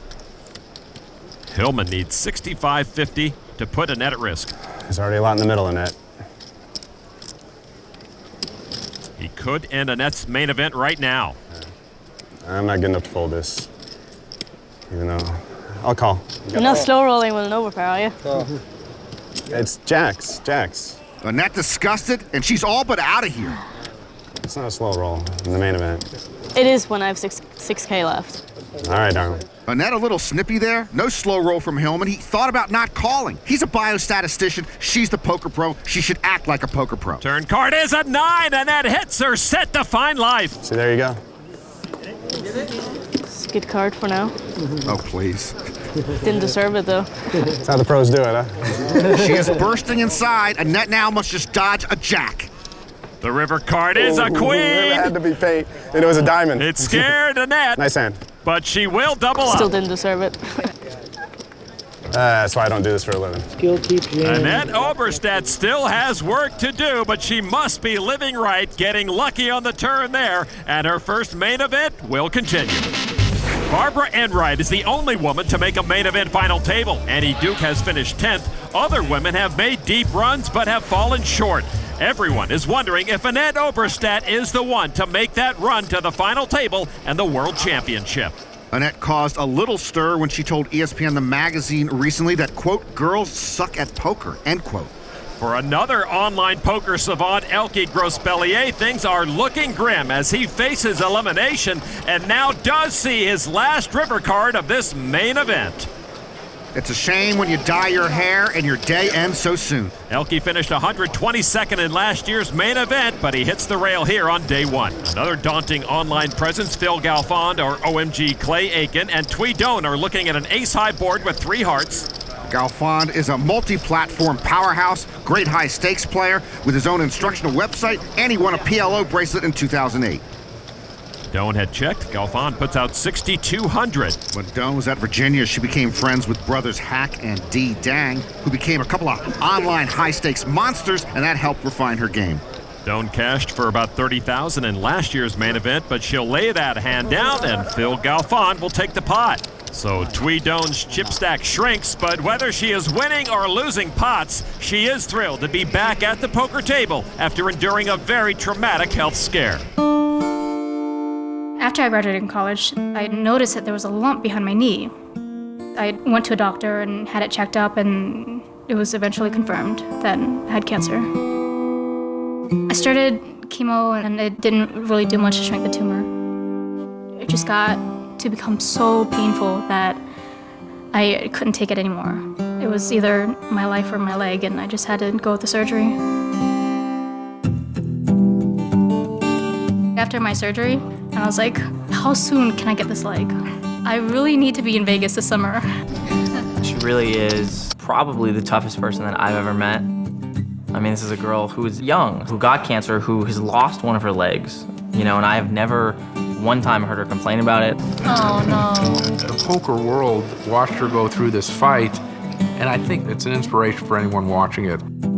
When I was going through chemo at the time and had lost all my hair, and Barry called me up and he said, I'm gonna put together a head shaving event for you. I had no idea how many people would actually do it. Found out that Barry was gonna do it, and Joe Seabach, Tom Dwan, Peter Jetton, and at the end of the night, it ended up being about 17 people who would shave their heads. It meant so much that I couldn't even put into words. Just to be able to sit across the table from her when a couple months ago she was, you know, dealing with all of this. Now she's here smiling, walking around. So that's incredible. It's like being stuck in a long, dark tunnel forever, and to finally, you know, be out in the sunlight. It's amazing. Doyle Brunson and Phil Ivey also shaved their heads in support of Twee, but the best news is that doctors have told her they expect she'll remain cancer-free. Elsewhere, Twee's friend Joe Seabach is part of a group wearing women's white sweatsuits in support of cancer research. Seabach all in and trailing with pocket fives against Eric Son's aces up. Seabach's gotta have a 5. River card is a 6, and Joe Seabach knocked out of the main event. Seabach finished 56th in last year's main event, but he goes out early this year. Back to the featured table, catching up with Joe's good friend Gavin Smith. Did you play hockey growing up? No, never. Well, how the hell are you guys so good then? I don't know. I got good schools. Gavin and Yvonne conjuring up memories of the epic Hockey Summit series between their two countries in 1972. Gavin on the Jack Link's Beef Jerky pocket cam looks down at ace-jack of hearts. Gavin actually was diagnosed with a tumor on his pituitary gland several years ago. Doctors have controlled the tumor with medication. Gavin raised to 800 to Ivan Demidov with pocket eights. Demidov was a StarCraft and Warcraft 3 aficionado before getting into poker. Demidov calls with his eights from the hijack seat. The rest of the table folds. Well, it looks like we might get a Russian-Canadian Cold War going, huh? Heads up, here we go. 6 ace 7. Gavin Smith hits a pair of aces to lead. Gavin, one of 5 Canadians to win bracelets at this year's World Series. The Russians keep getting better and better, but they only took home 1 bracelet this year. Gavin bets 1150. Demidov with his pocket eights will come along. A very measured call from the Russian. All right, turn card now is a 9 of diamonds. Smith still ahead with his aces. Demidov does pick up an up and down straight draw. Gavin will give Ivan a free card. I'm not sure why Gavin took his hand off the throttle there. He's just handing all the power over to the pesky Russian. Demidov checks as well, and they'll see the discounted river card. And 4 of diamonds, a 3rd diamond on board, but Gavin does get the check mark. Gavin has chips in hand, 1625. You know, I want poker players to write me, email me, why 1625? How do you arrive at that figure? That's the last figure I would have picked. Where'd he come up with 1625? Demidov will lay his hand down. Gavin takes the pot, and by his own rules has to show he turns over the jack. Demidov left to wonder if he could have beaten Smith, while Gavin may be pulling off another Canadian comeback as they did 38 years ago against the Russians. Welcome back to the Rio, where the main event, as usual, contains some celebrities and athletes in the field. Known as AJ on The Sopranos, Robert Eiler is playing today, as is 1988 Cy Young Award winner and ESPN analyst Oral Hershiser. Can't get the ball. But we do say goodbye to Hollywood actress turned poker pro Jen Tilly, who's been knocked out. Got time now to go audition for that part Ali Sheedy turned down. Elsewhere in the field is Tilly's boyfriend, Phil Locke. He is drawing dead after the turn with 2 pair. And he was just re-raised by Tristan Wade with his set of 9s. Phil's girlfriend is an actress turned poker pro. I think he could be a poker pro turned actor. Locke re-raises Wade all in, and he calls immediately. And Tristan Wade will double up through Phil Locke. Jen Tilly would have gone away from that hand. Wade with a chip stack worth over 100,000 now. Locke still has 58,000 left, which is above the chip average. Let's go to the feature table now. Gavin Smith has been pretty active, as we see on the tail of the tape. Gavin's voluntary hands played when not in the blinds, or VPIP, is above average. Gavin always likes to see flops, and that VPIP number indicates he's hanging around a lot today. And though his aggression factor is below average, it's translating to a decent day for him. Gavin's day is getting better. He's opting for the chair massage. Ironically, Lon, I've always found that players being massaged become more aggressive in their play. Well, let's find out. Gavin under the gun. All right, you want me to do, I will. Queen Jack offsuit, and he does raise to 800. The prosecution rests. He's raising with Queen Jack offsuit. Fold it around to John Musso, 40-year-old. He's a tribal councilman for the Oglala Sioux tribe in South Dakota. Pocket eights. And he makes the call. He respects Gavin's under-the-gun raise. He doesn't have the massage knowledge I have. The rest of the table folds, so Musso and Smith and the masseuse will see a flop. The flop is 10-8, king, all spades. Musso with a set of 8s, but Gavin with an up-and-down straight draw, and he checks. The flop completely missed the masseuse. Musso. 12. Bets 1,200. Musso was a police officer for 14 years. Thought we were friends, man. Gavin's going to call with just a straight draw. We are. Just a friend a little bit. And the 2 friends and the masseuse will see a turn card. 9 on the turn. Gavin gets there, hitting a king-high straight. Boy, Gavin somehow massaged the numbers to turn around in his favor. Gavin checks again, perhaps nervous about the spades out there. Musso bets 1,200 again. Small bet from the amateur. Gavin with a smooth call. Well, it just feels to me like Musso has the best hand, but he doesn't. All right, so the river card is a 9, and Musso gets there, hitting 8s full. Musso with a check mark. Gavin first to act. Wow, Gavin's been checking, now he's betting. Careful. Good advice from Musso. But Gavin does bet 3,800 with his straight. That was not careful. Great call. Musso just a friendly call. Gavin turns over a straight. Musso shows the full house. Gavin needs a better look. And it finally sinks in. His straight was second best. And boy, Musso overly cautious there at the end. He should have popped Gavin. Gavin below 37,000 now. Musso with a nice pot. And Gavin bemoaning his misread on that hand. In the end, I guess, Norman, the massage didn't turn out so well after all. Back to Annette Oberstadt at table 2 after the flop. Her ace-10 of spades is trailing the pair of eights held by another Northern European, Chris Bjorn, originally from Sweden, who now resides in London. Bjorn has 2 bracelets and 55 World Series cashes. Bjorn checked. At this year's National Heads-Up Poker Championship, Annette beat Phil Hellmuth in the second round, then lost to Doyle Brunson in the third round. Annette bets 1,000 with ace high. Bjorn comes along. Bjorn tends to be sticky, and he's sticky good. He's got the best hand. Turn card is a jack. Bjorn still ahead. Oberstadt picks up a gut shot straight draw. Bjorn was 9th in the 1997 main event. He checks again. Annette will bet again, 2,300. The aggressive Oberstadt had raised pre-flop. She'll continue to posture here, putting pressure on Bjorn. Chris Bjorn makes the call. Bjorn says, I may be old enough to be your grandfather, but I've still got game and the best hand. All right, now the river card. And Bjorn improves another 8 hits. He has trip eights and the check mark. Chris Bjorn checks again, hoping Annette has something to bet with. Yeah, maybe the 21-year-old will take another stab at it. Nope, she checks. And Chris Bjorn shows his trips. What is that? The best hand? Yeah, obviously. So sick. He's folding the river. That doesn't come. Well, she loses the hand and is dismissive of her opponent. That's Hellmuth-like. See, that's another way of running bad. Annette learning that the main event magnifies your low points. It tests you every step of the way. Welcome back to the Rio, where the eliminations on day 1 are beginning to pile up. Sick turn. All around the room, players are starting to think about next year, including Liv Bory, who's been eliminated. I'm only interested in women who win, Lon. Well, then Tweedone might be your gal. She's in terrific shape to double up her pocket 5s against Richard Gutman's pocket 4s. All right, here's the flop. Tray 6 deuce. Both players with gut shot straight draws.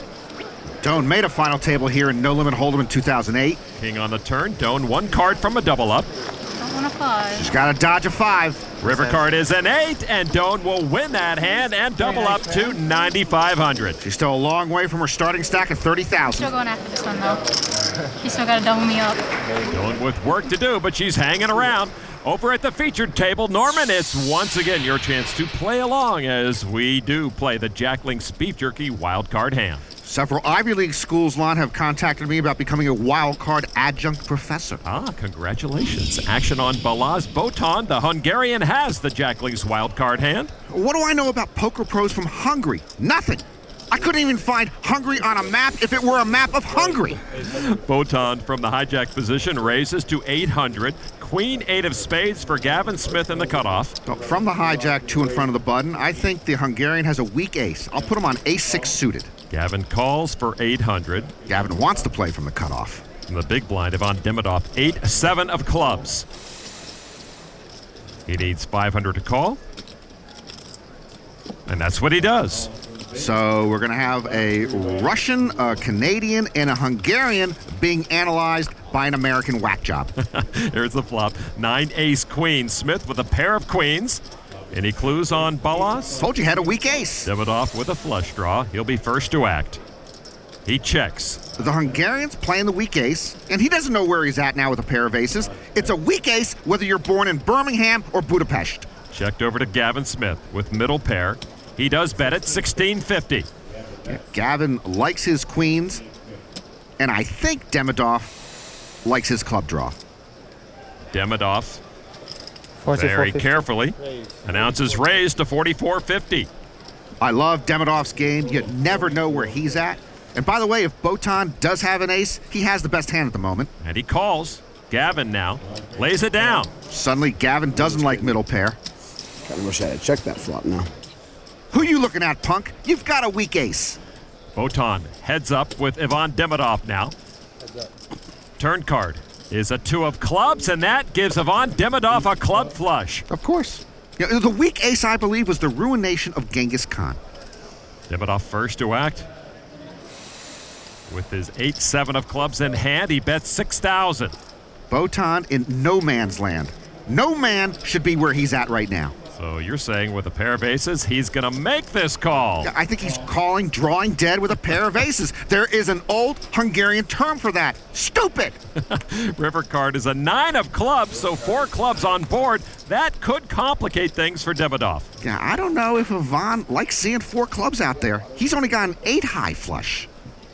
And he'll cede power over to Botan and check. I never thought about another club coming out on the river. Oh, boy, this is one pesky Hungarian. Botan bets enough to put Demidov all in. Boy, am I wrong again? Did Botan get really lucky and catch a full house or make a big flush? Big moment for Ivan. Do you have like ace-king of clubs? Well, an ace with the king of clubs, jack of clubs, or 10 of clubs is possible. Those are the only 3 clubs that could beat Demidov. Boy, Demidov is befuddled. This is for his tournament. Okay, that sucks. What pressure Botan put on the Russian. I fold. Nice bluff. Demidov gives up his hand and shows the flush. Botan has to show 1. Turns over the ace of diamonds, and the jack of hearts accidentally exposed. No club. That's a win for me. I knew it. He just had an ace. I played it bad. Okay. Botan wins the Jack Link's Beef Jerky wild card hand. Bluffing's a lot like love. It's better to have bluffed and lost than to have never bluffed at all. Sage words from our main event poet laureate. Back at the Rio, from a day 1B starting field of 1489, 417 players have hit the rail. The average chip stack right now is almost 42,000. At the featured table, Gavin Smith sitting and watching closely as Ivan Demidov has called all in with ace-king of spades. Balazs Botan will try to eliminate the Russian, but he's dominated, holding king-queen off. Demidov trying to double up to 22,000. The flop, 7 tray 8. Demidov in a better position now. Demidov trying to do damage control from that lost hand earlier against Botan. Yeah, Demidov trying to rebound. Here's the turn card now. It's a queen. Botan now ahead. Demidov with a flush draw. Demidov's earlier misplay against Botan now leads to this. He needs an ace or a spade on the river or his day 1 is done. The river card is another queen. Botan with trip queens eliminates Ivan Demidov. Ivan makes his exit to a nice round of applause. He's given the World Series fans a lot of thrills. I'm sorry, I didn't mean to show you the bluff. It's okay. Hey, a short and not so sweet day for 2008 main event runner-up Ivan Demidov. While Botan finishes what he started a moment ago. The Hungarian is quietly amassing quite a stack. Gavin doing our job, Lon. He's like a stealth bomber. Botan has built a nice chip collection with over 122,000. That puts him in 5th place on this day 1 session. And let's look around the field at some other notable stacks. Phil Galfond sits in 4th place with over 128,000. He's sitting next to Gabe Walls, who's in 2nd place with 164,000. Walls in a hand right now with 10-7 of spades. Just raised Stephen Thompson all in. Thompson called with ace-queen of hearts. Walls 4-bet Thompson all in with 10-7 suited. It's a new world, Norman. Here's the flop now. It is 7-7-9. That's a fun flop. Walls with trips. Thompson in trouble, but he does have a flush draw. Turn card, not a heart, but that does help Thompson. Thompson needs another ace or a heart to stay alive. River is another ace. Dude, I got you crushed. You shipped it with the 10-7. What a recovery as Thompson Rivers a better full house. That's how we Europe guys do it, man. That's how Fillmore does it, man. I think he's saying it was a really fun turn in river for him. Phil Galfond enjoyed witnessing it as well. Elsewhere, Filippo Condio has been enjoying the entire day, sitting atop the leaderboard with 173,000. He's in a hand right now with Tweed Doan, who put out a bet. Condio folds. Doan takes the pot. Doan's been sitting on a pretty short stack most of the day. Let's get back to table 2. Annette Oberstadt with ace-jack has called from the button the raise to 900 by Chris Bjorn, who has pocket queens. Next to Annette is Brennan Steffens, who called from the small blind with queen 10. So these 3 players will go to the flop. 2 youngsters against the accomplished elder statesman. Steffens, like Annette, playing in his first World Series here in Las Vegas. The flop deuce, deuce, 9. Bjorn, now with queens up, still way ahead. Annette missed that flop. Steffens, who also missed the flop, is first to act. He's going to bet it with the worst hand, 1,800. The 21-year-old student takes a stab at it. Bjorn, the veteran, with the raise to 4,500. The 63-year-old says, "Not so fast, Sonny." What is she doing? Yeah, she's reaching for a lot of chips. Annette moving all in. That's about 20,000. Oh, no, she's actually got one chip left behind. Steffens lays down. Now back to Bjorn. Oberstad gets cute for her main event life. Her first main event here, and cute might not cut it. Squadouche is squadouche. She's praying the big re-raise pushes Chris Bjorn out. But it doesn't. Bjorn calls with his queens. Uh-oh. Uh-oh is right. What? Oh. Annette will have to wait to put her last chip in. Yeah, she had that chip protecting her cards. This could be it for Annette. All right, so the turn card is a jack. No. What? You're not all in yet. It wasn't your action. I'm all in now. Well, Annette acts out of turn, but she's all in now. Well, it looks bleak for Annette Oberstad. The youngest bracelet winner ever needs an ace or a jack. All the chips are in the middle. Annette at risk. Nice call. She doesn't mean that. So sick, I thought I could get him to fold that. Annette has to face up to the grim reality here. So sick, I thought he would fold. Bjorn's just playing his cards. Oberstad needs an ace or a jack or she's gone. The river card now is an 8. Nice call. And that will do it. Annette Oberstad knocked out. Chris Bjorn collects all her chips.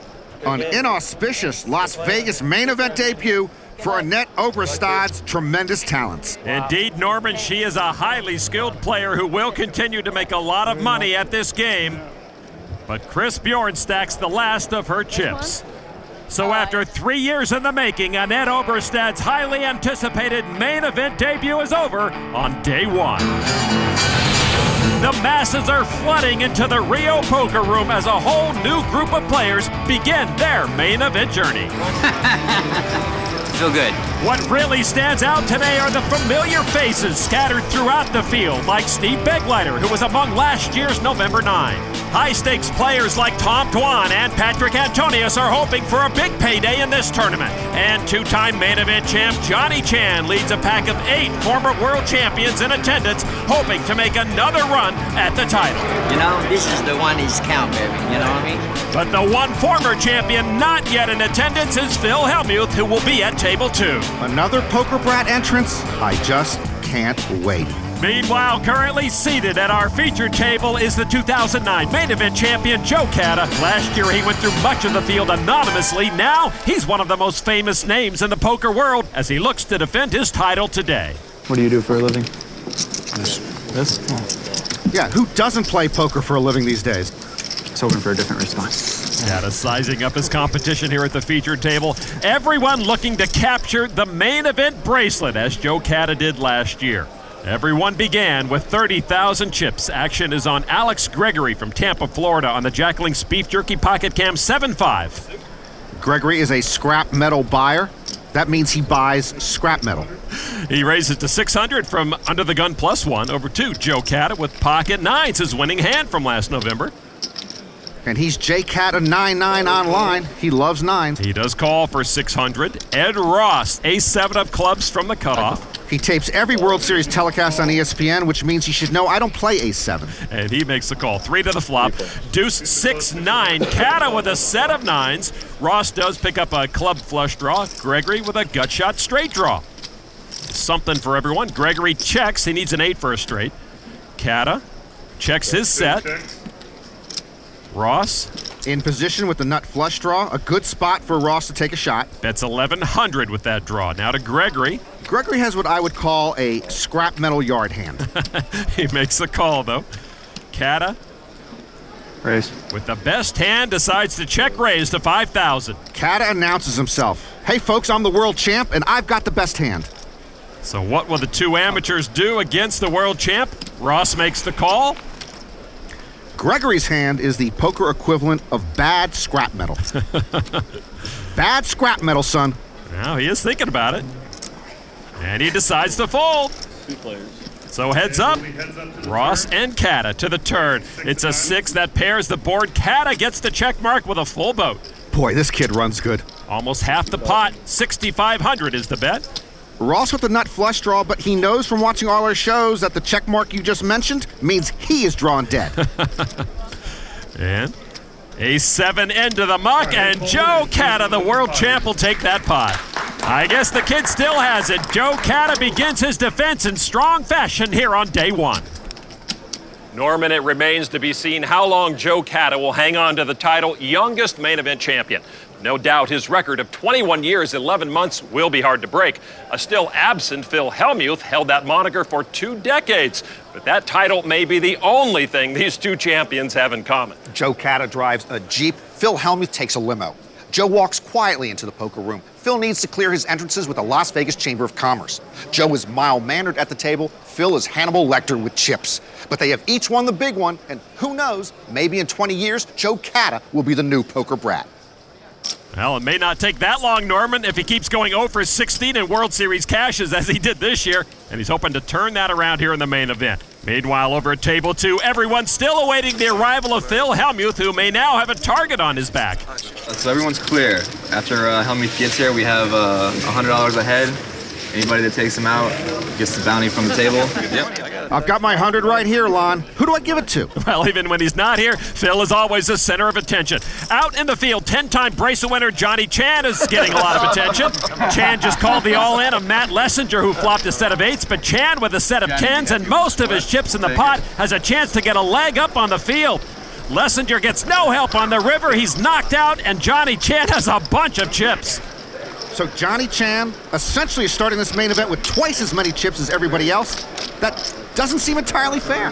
What a start for the 2-time world champ. Across the room, 98 main event champ Scotty Wynn in a hand with Matthew Ashton. The river card just came out, both checked. Scotty just waves the white flag, and Ashton will take that pot. He won it with a pair of queens. You know one thing about me, baby? If I lost a hand, I don't get mad at the player or the dealer. I get mad at myself, you know? How stupid can I play, you know what I mean? The only man to win the main event and the $50,000 Horse World Championship, so he's not playing too stupid too often. Elsewhere, Daniel Negreanu is saying, I am committed to this hand. He re-raised all in against the amateur David Orr from Carlsbad, California. Ready to be the hero? No, I want to play some more, though. That's what I was hoping. Because I have absolutely nothing right now, but I do have a draw, a very big draw. Wow, this early on day 1? Can Daniel really be shoving all in on a semi-bluff? This is for his tournament. Orr lays it down, and Daniel Negreanu will carry on. Is everything you were saying true? Oh, I can't tell you. Daniel getting aggressive here early on day 1. Meanwhile, over at table 2, we're still waiting for Phil Hellmuth to show up. I can't tell you how fast my heart is beating, Lon. Well, Norman, I'm sure he'll be coming through those doors very soon. Sir! If he wants to make a fool of himself once a year, go have at it. Well, this is something special, Norman. If he's going to be naked this often, he needs to work out. He's got moves. All hail Emperor Lunatic. Phil Hellmuth doesn't have the embarrassment gene.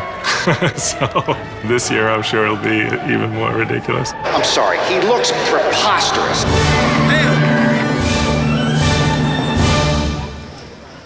Welcome back to the Rio, and Norman, I hear some rumbling outside the poker room, and this could be it, the arrival of Phil Hellmuth. I am giddy, Lon. And Phil is wearing a fighter's robe. This is tame, and even by poker brat entrance standards, so lame.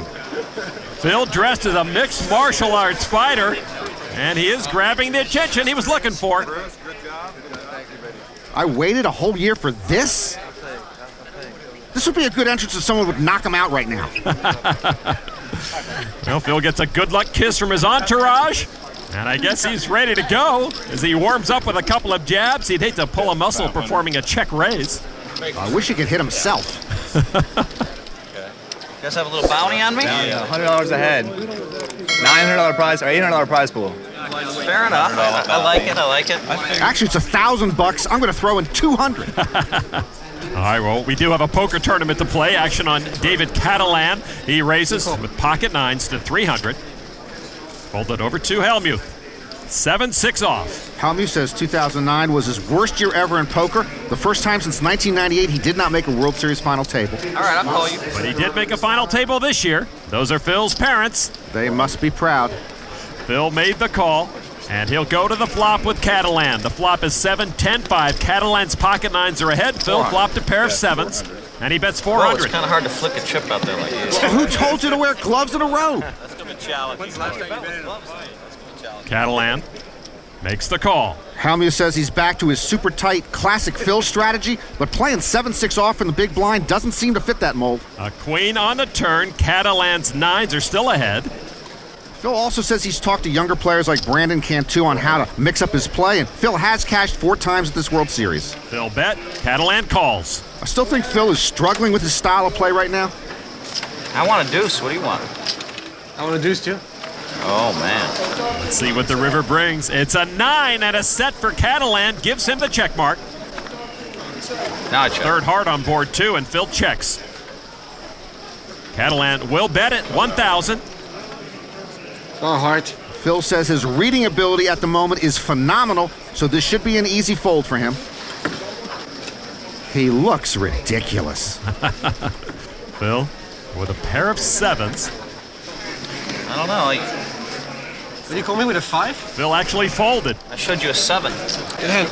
Catalan will take the pot. Hellmuth outpointed in round 1. Yeah, they're the ones to blame. Is my hair okay? If I were him, I wouldn't be worried about the hair. While Phil plays the role of a fighter at table 2, across the room we find a real fighter, 3-time world champ boxer Jeff Fennick of Australia. World champion as a bantamweight, super bantamweight, and featherweight. Fennick put out a bet and shows the winning hand. I used to box. Used to box, yeah?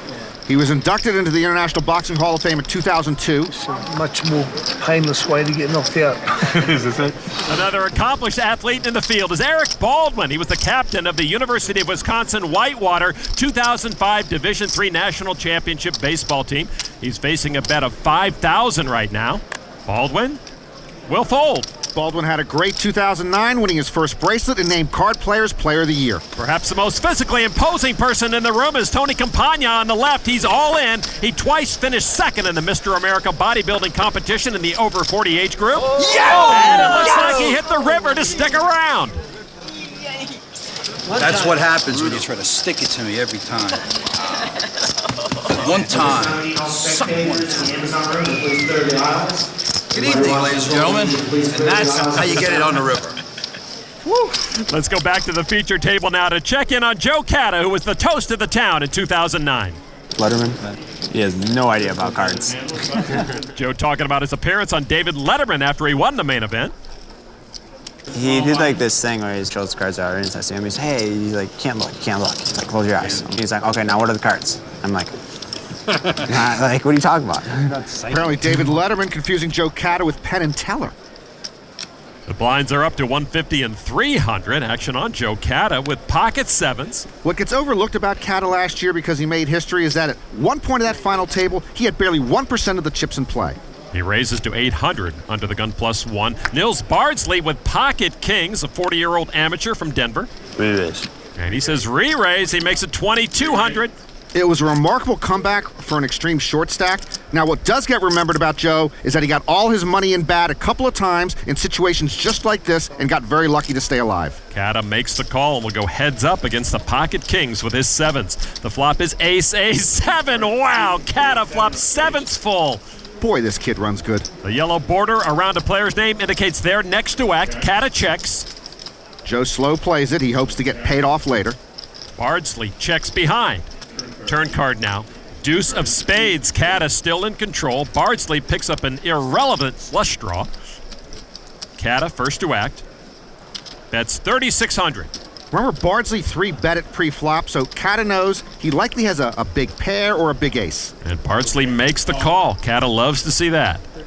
River card is a 4 of spades. Catta is best. He gets the check mark. Bardsley, though, caught the nut flush, and that may cost him.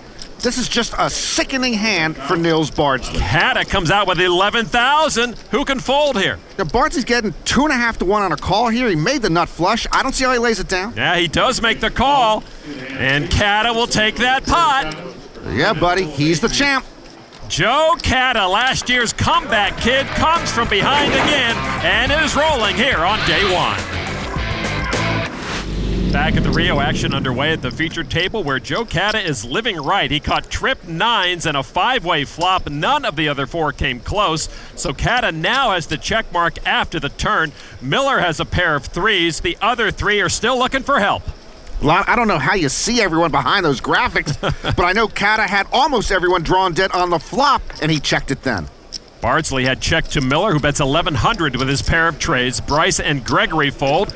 Cata makes the call. Bardsley folds. You know, Cata fully admits he got very lucky at last year's final table, but he correctly says he played pretty good too. Here he flopped another big hand and now has to figure out how to best play it. The ace was no help to Miller. He checks.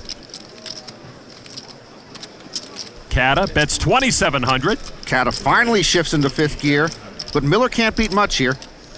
I've got a feeling Joe's going to have to drive away with a small pot. And Miller will lay it down. A small pot, but it does go to Joe Cata. The 2009 main event champion has maintained his unassuming persona despite his success on poker's biggest stage.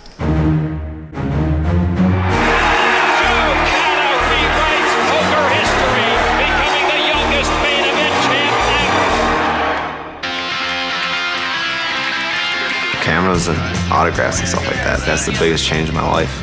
I'm getting used to it. I used to be so shy, but now it's getting a little bit easier because I'm opening up a lot more. Time to get the ball rolling. My lifestyle hasn't changed too much. I don't need a huge house. I don't want like a fancy car, so I drive it cheap. The money is helpful. I'm able to help my family out a little bit, but it's nothing where I feel like splurging on tons of new stuff. And I'm doing something I love to do, and being able to travel and see the world at an early age, it's great. After winning the main event, one of Joe's biggest purchases was just a couple of jet skis. The rest of the money, he says, is sitting in the bank.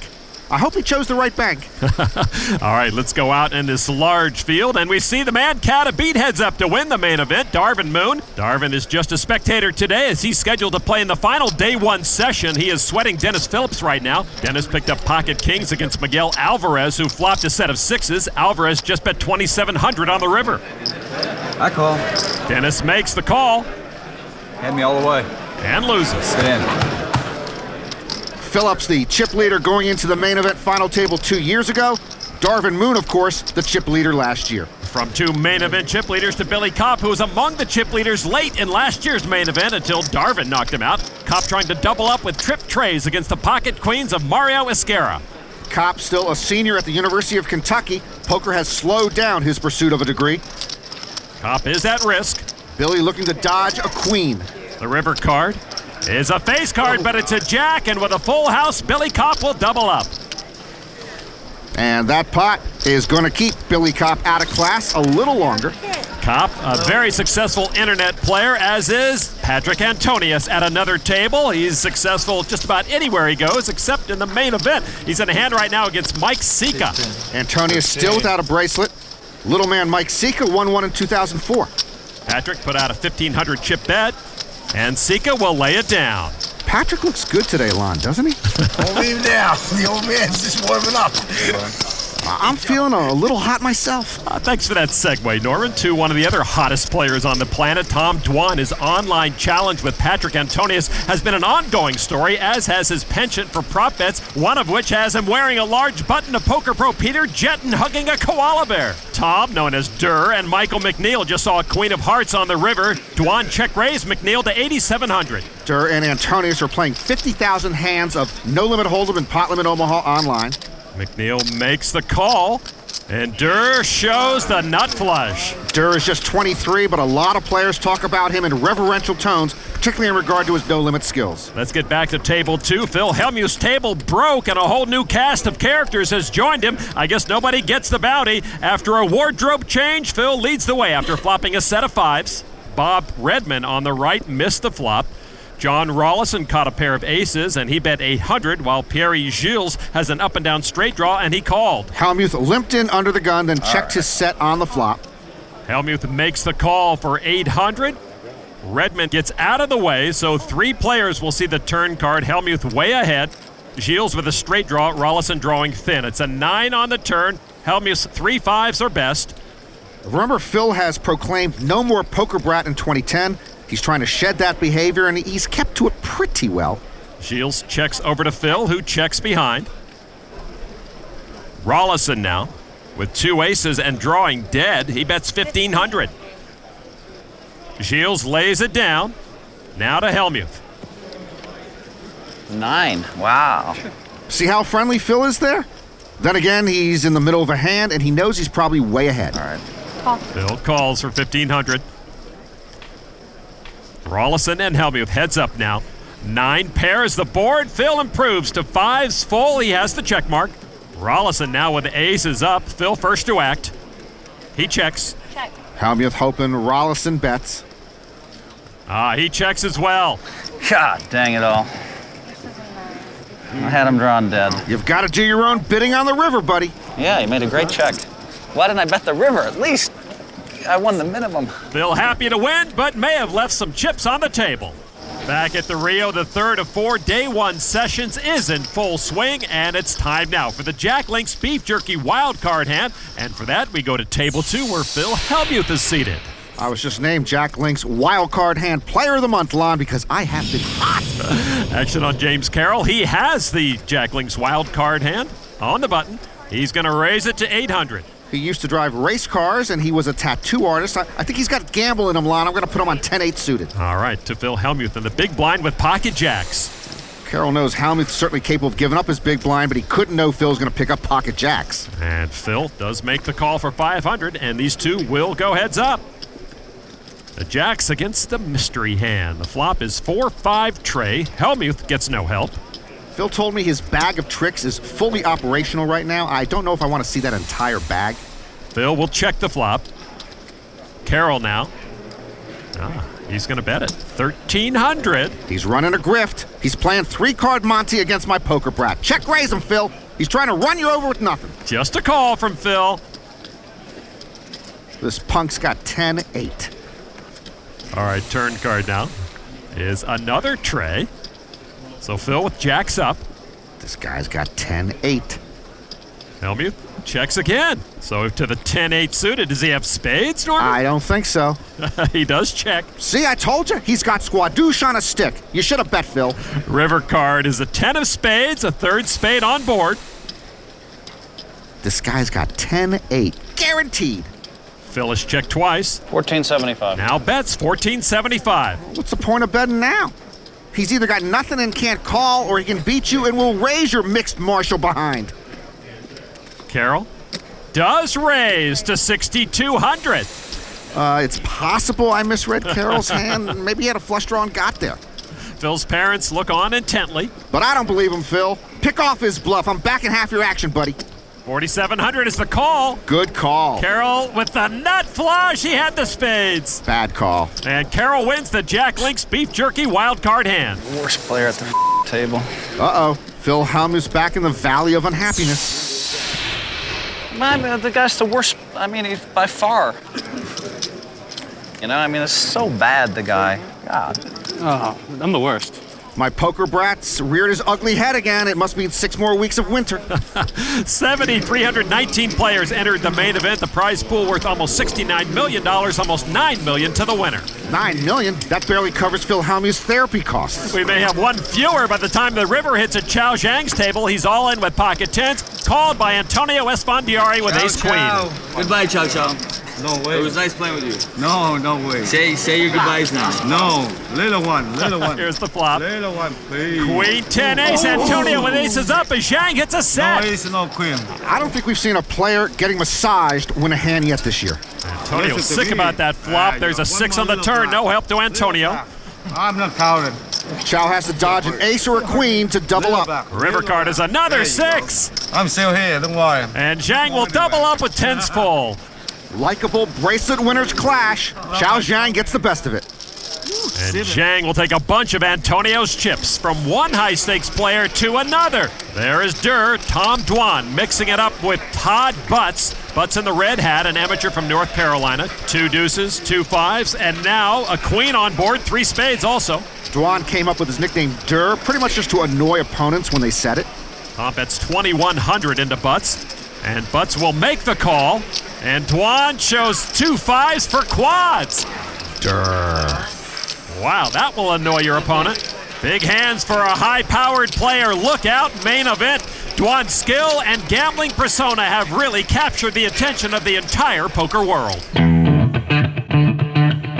Tom's a great young player.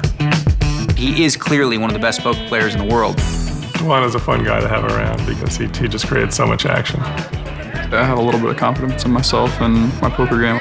From the various bets I've made, I think that's pretty obvious. I felt like if I was going to play tournaments this year, I wanted to go all out. In order to do that, I decided to make bracelet bets.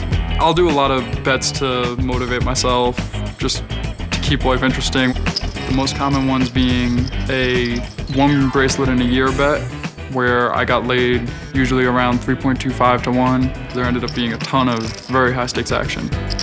Pretty early in the series, I got second in a 1500 no limit hold'em. There were definitely a bunch of people sweating. Everyone was just on the edge of their seat watching Tom heads up for a bracelet because everyone had financial stake in whether he won or lost.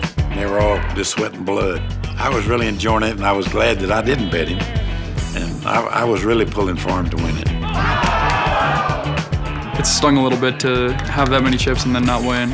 Hopefully next year, or maybe the main event.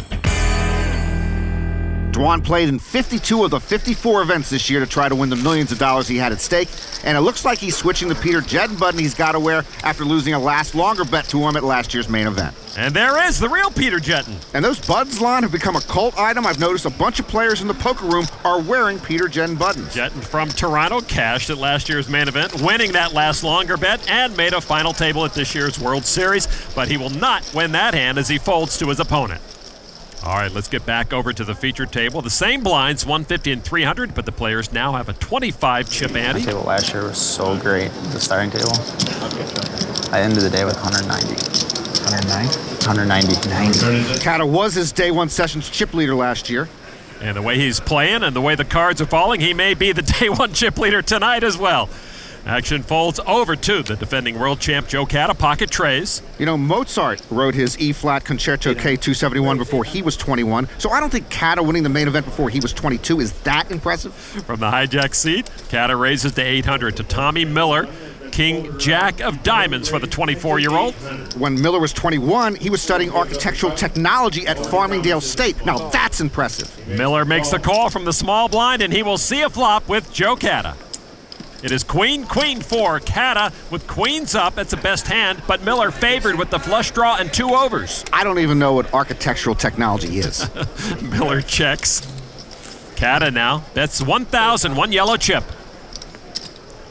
Miller comes along. I hate making a call when you're chewing gum. Third card down is a 9 of diamonds, and Miller hits his flush. Well, Miller now with the best hand, and he's a big favorite to keep the best hand. Miller first to act, and he'll check the flush.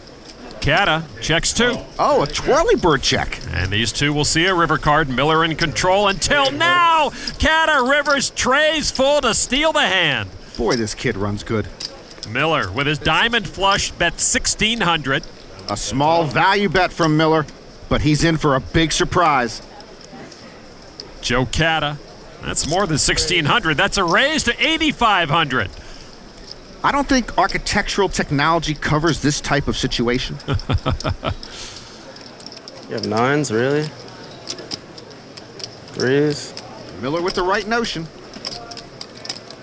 Such a big bet. All right, I call. He does call and will learn his flush. Came in a close second. 3s. Full house. So sick. He's the champ. And the champ takes another nice pot. All he plays is full houses. Don't you guys know that? Sets every time. Play pairs. Good at hitting sets, I found out. A useful skill to have when you're going for back-to-back main event titles. Hellmuth wins the championship. Peter Eastgate is our 2008 main event champion. Joe Kata, the youngest main event champ ever. A reminder of the 3 most recent men to hold the moniker of youngest main event champion. Joe Kata, the record holder right now. He's in a hand with short stack Nils Bardsley. Bardsley re-raised all in from the cutoff pre-flop. Kata called with pocket queens, and he's ahead. By the way, 2 years after winning the main event, Peter Eastgate is not here. He says he's taking an indefinite period of time off from poker. The turn card, Bardsley at risk. He gets no help with the 6 of clubs. Kata cracked Bardsley's pocket kings earlier when he flopped a full house. Now Bardsley needs an ace or he's gone. It's a jack on the river, too little, too late. Nils Bardsley eliminated by the world champion, Joe Kata. He's the champ. Let's take a look at the tail of the tape brought to you by the official WSOP game. Play now on Facebook. Joe's voluntary hands played when not in the blinds or VPIP is slightly below the table average of 20%. Joe's VPIP indicates that he's playing somewhat tight, but you combine that with an aggression factor well above the 56% table average, and the champ has doubled his starting chip stack. There is 2007 bracelet winner Robert Mizrachi with pocket kings. He's a big favorite against Claymon Toomey with pocket queens. Toomey bet 6,300 on a flop of all undercards. Robert raises. Toomey now all in. Mizrachi had 3-bet pre-flop, and then Toomey 4-bet it from the big blind. Toomey called all in, and he'll be looking at a slippery climb out of a very deep hole. So Toomey at risk. Turn card is another 9. Toomey got no help. Mizrachi has made 3 final tables of this World Series. Toomey has to hit a queen. River is a 6, and kings up are enough to take the pot and knock out Claymon Toomey. Lucky day, my friend. Headset is off. Day is over. We saw Michael Mizrachi thrive on his day one, and now older brother Robert is following suit. Long day.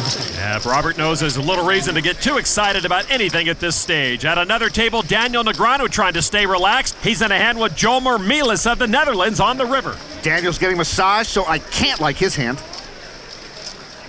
Mielis will check the river. Daniel looks like he's going to bet at 2,400. Action back to Mielis. 28-year-old from the Netherlands, former broker, now playing poker for a living. And he raises to 5,800. A check raise. Daniel, the 4-time bracelet winner, repops it to 11,002. Boy, Mielis with the check raise, and now Daniel returns fire. Who's got what? Action on Mielis, and he folds. You had the right idea. I was just goofing around. Daniel shows rags. Like the whole time I decided I was going to go nuts. Me too. Really? I had a feeling you might I wanted to go in. I was like, you were like, ah. You have to do it, no. Yes, that was no. like yes, bluff, no. free bluff, free bluff. Crazy internet stuff. Boy, Daniel fooling around and on the edge. Negreanu out crazies the Northern European. Back to table 2 and the premier aficionado of Northern Europeans, Phil Hellmuth, waiting on his latest foil. James Carroll sitting on the button with pocket aces.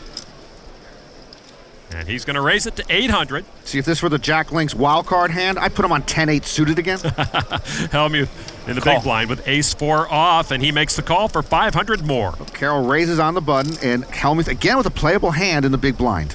Here's the flop. 5-9 ace. The case ace peels off and gives Carroll a set. Hellmuth with a pair of aces is in trouble, and he checks. Carroll made a no-limit final table at this World Series. Carroll bets his 3 aces, 1550. This is the type of flop that could get Phil Hellmuth in trouble. Phil makes the call. Phil thinks he's running a nickel and dime grift again. Little does Phil know he's way behind as he gets change on his 5,000 chip. It's probably coming back to me anyway, right? Phil, did you hear him? I think the kid just trash-talked you there. Turn card now. Jack of diamonds. Phil now drawing dead to a foul deck. And Phil checks again. It's amazing how it always comes down to Phil Hellmuth against some guy who looks like he was working at Radio Shack last week. Carroll keeps the throttle open, 3250. Hellmuth, with only about 10,000 chips left in his stack, makes the call. Well, Phil loves check calling guys when he thinks he's got them right where he wants them. I think Phil thinks he's good. King on the river. Let's see how Carroll's going to play this, but Phil is first to act. And if Phil thought he was good on the turn, he may still think he's good here, and that's trouble. He checks again, and Carroll will try to put Phil all in. Boy, Carroll put those chips out with authority, and Phil Hellmuth now with the decision for his main event. If he calls, he's done. Carroll has bet every street. Hellmuth has called every street. Phil going over the hand history right now, trying to figure Carroll out. And Phil lays it down. A good fold by Phil Hellmuth. Hellmuth avoids elimination right there. You should show a bluff there. I wasn't bluffing. You know that. Well, I had an ace, so you were supposed to bust me. You'll be surprised when you see what I have. You had hitting the running king jack or some crazy BS? Well, you were just drawing dead on the flop. Wow. Another cooler for you, huh? Indeed, it was a cooler, while Phil is in dire need of a hot streak, and quick. Back at the Rio as action continues here on the third day one session of the main event. Let's get a Durr update. With just jack high, Tom Dwan bet 48.50 into Lee Markholt, who has the check mark with a pair of nines. Dwan has a remarkable knack of betting opponents off of marginal hands, this exact situation. But Markholt makes the call. Durr is undone. So Durr's jack high is not good enough as the 46-year-old bull rider turned poker pro Lee Markholt takes the pot. I think Durr should switch to the Peter Jedden poker-playing dogs button. He's got to switch it up somehow. Meanwhile, across the room, a big hand brewing between Antonio Esfandiari and Chao Zhang again. Chao flopped the nut straight. Antonio flopped top two pair. Antonio's still getting massaged and still behind. Chao bet 7,000. Antonio with two pair. Makes a raise. Chao moves all in. Antonio calls immediately. A cooler flop for Antonio. Chao now just needs to avoid a king or a queen. Chao Zhang looking to double up through Esfandiari. The river card. Oh, Esfandiari rivers a full house. Every year is like this. No king, no queen. Chao is gone. Poker gods are on my side today. Oh, man. It's every year. Chao has scored just one main event cash in the last 14 years. For Esfandiari, the former magician, pulling a four-outer on the river is mere child's play. But this week, Antonio gave us a front row seat to his life and his magic skills in this edition of Heads Up with Norman Chad. Let's get it on. Good start. You once lived with Phil Locke. I can't take it! Was that tougher for you or tougher for him? I think it was tough for both of us, but we had a good time. In the end, he left me for Jennifer. Good choice. This is your dollar bill? Yes. Simple dollar bill. Let's see what we can do.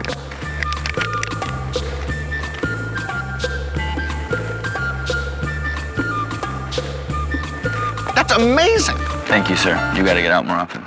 Which do you prefer, outplaying Phil Hellmuth or giving him a bad beat? I'd have to say I prefer giving him a bad beat because outplaying him just comes naturally. You are an idiot! I want you to just think of a card. Visualize it. What card were you thinking of? The 4 of diamonds. Every card is face down, except for one card, the 4 of diamonds. Now, see how every card is blue? Pull out the 4, turn it over, show the camera. The only card that's red, wow, is the 4 of diamonds. You know, if we ever lived together, I would put everything I own under lock and key. Could you saw Mike Matusow in half? Permanently? And for my grand finale, goodbye, Mr. Norman. You're welcome, America. Was that a big spike in the ratings I just heard? Good for you. Very impressive performance by Antonio Esfandiari. Back to the featured table where Joe Catta is having a world champion kind of night so far. Joining the table is the Italian Pirate 2006 bracelet winner Max Pescatori. Who doesn't love the Italian Pirate?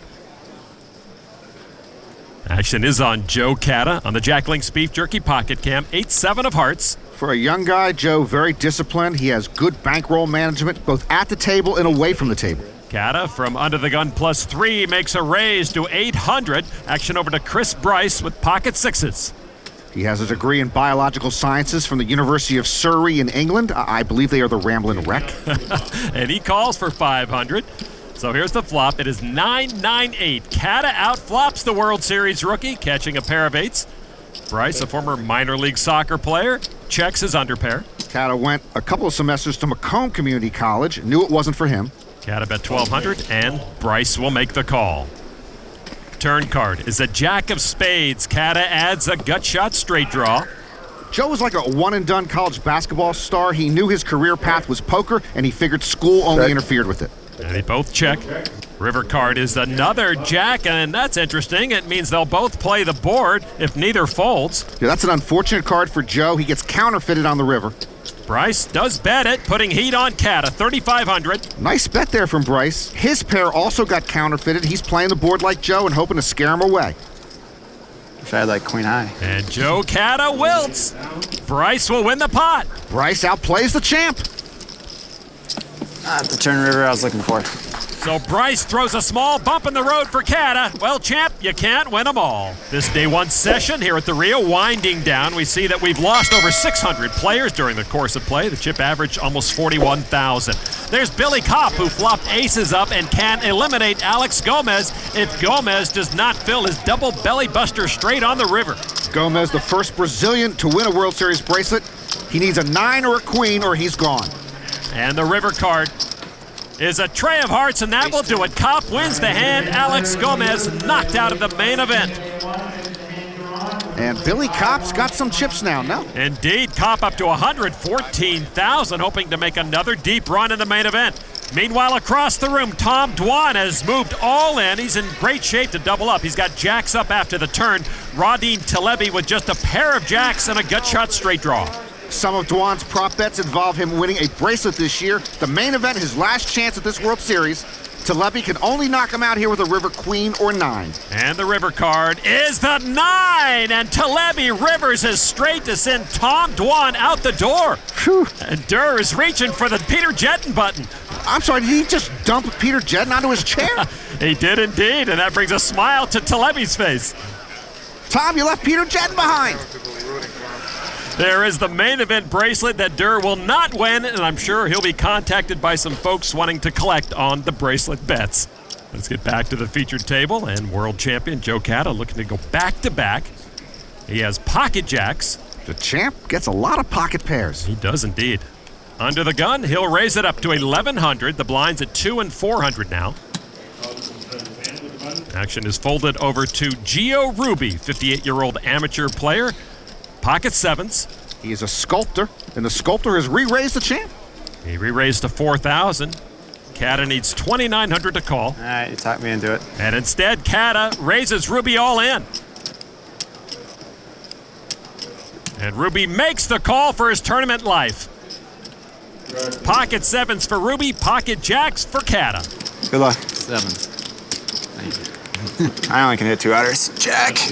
Gotta root for the underdog here. Sculpting's a tough way to make a living. Here's the flop.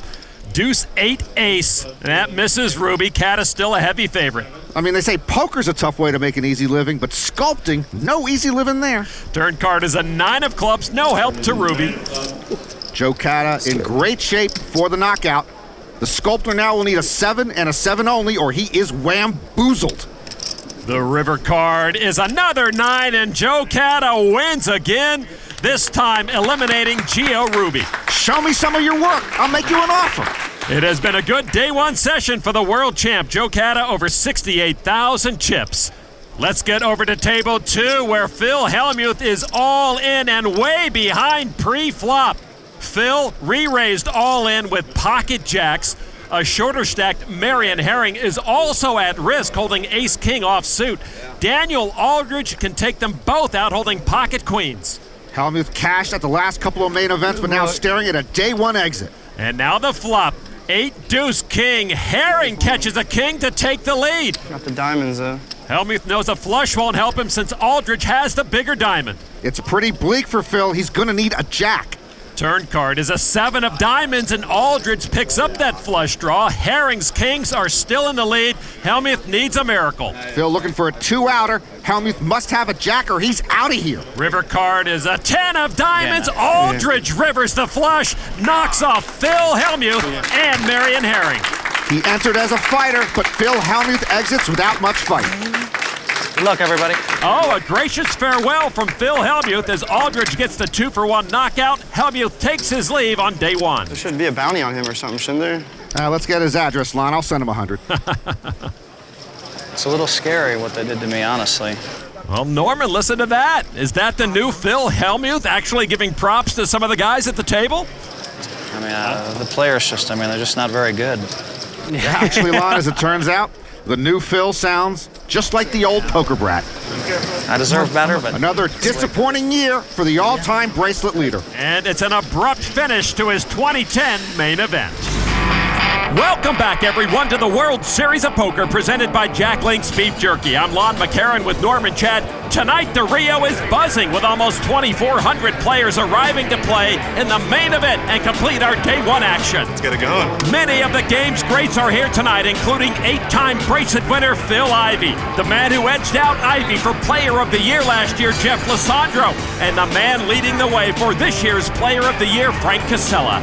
A host of big names are littered throughout the field, and what a contrast we have at our featured tables. At table 2 sits the man, the myth, the legend, 10-time bracelet winner Doyle Brunson. And taking center stage is the amateur who took us all on that wild ride in 2009, Darvin Moon. On day one last year, he was the anonymous everyman. This year, the bright lights of the featured table now shine on that logger from Maryland. And Norman, what a year it must have been for him. Lon, last year, Darvin Moon walked in as a complete unknown, and now you figure he might be eyeing his unknown opponents here, wondering if the next Darvin Moon is sitting at this table.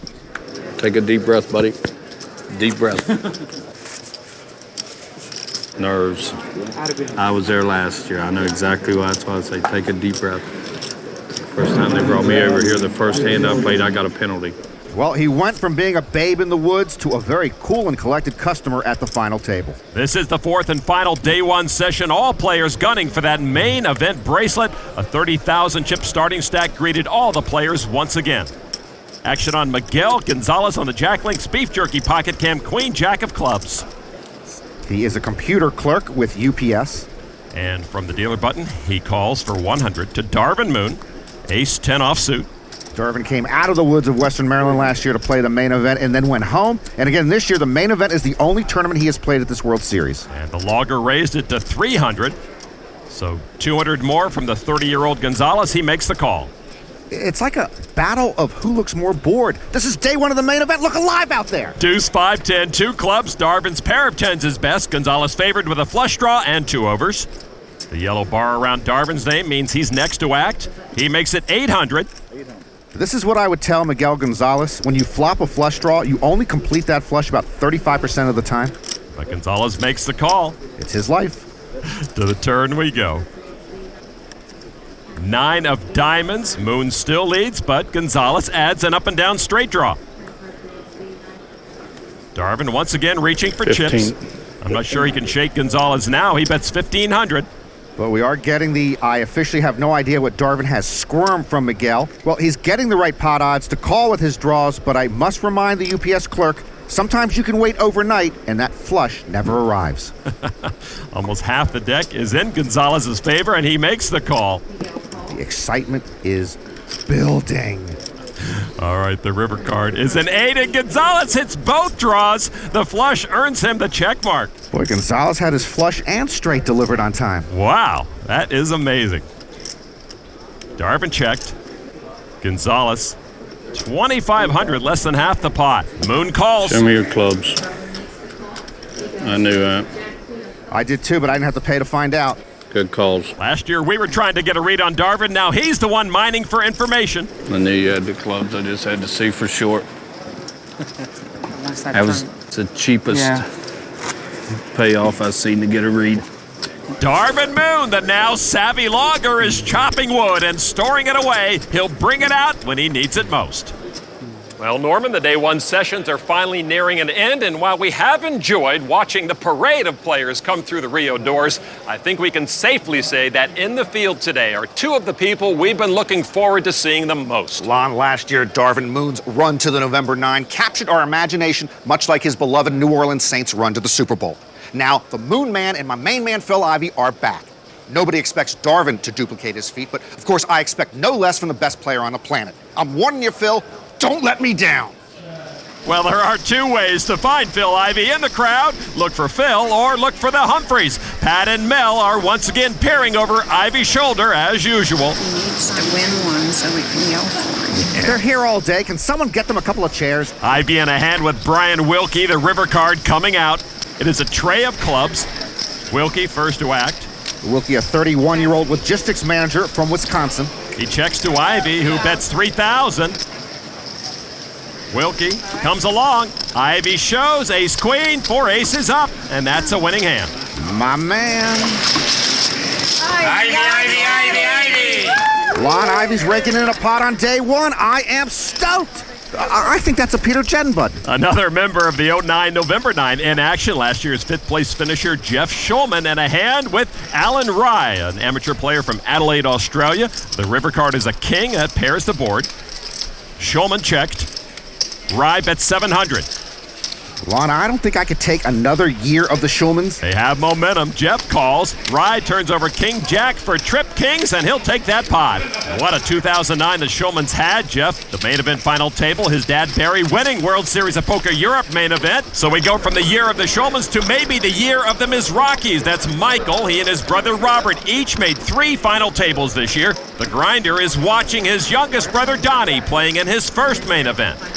Also in the field today is the grinder's twin brother, Eric Mizrachi. What, suddenly the main event has a 4 Mizrachi minimum? Why don't these guys just form a band and tour the country together? Grinder and Robert Mizrachi have advanced to day 2 of the main event. At table 2, Texas Dolly, Doyle Brunson picked up pocket 10s. He will see a turn card with 46-year-old amateur Jeff Banghart of Bennington, Nebraska, who has pocket 9s.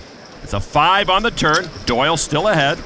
Doyle says he came into this World Series with what he calls the Brunson blues. All of a sudden, he felt lethargic with no energy whatsoever. He has enough energy to bet 1,300 into Banghart.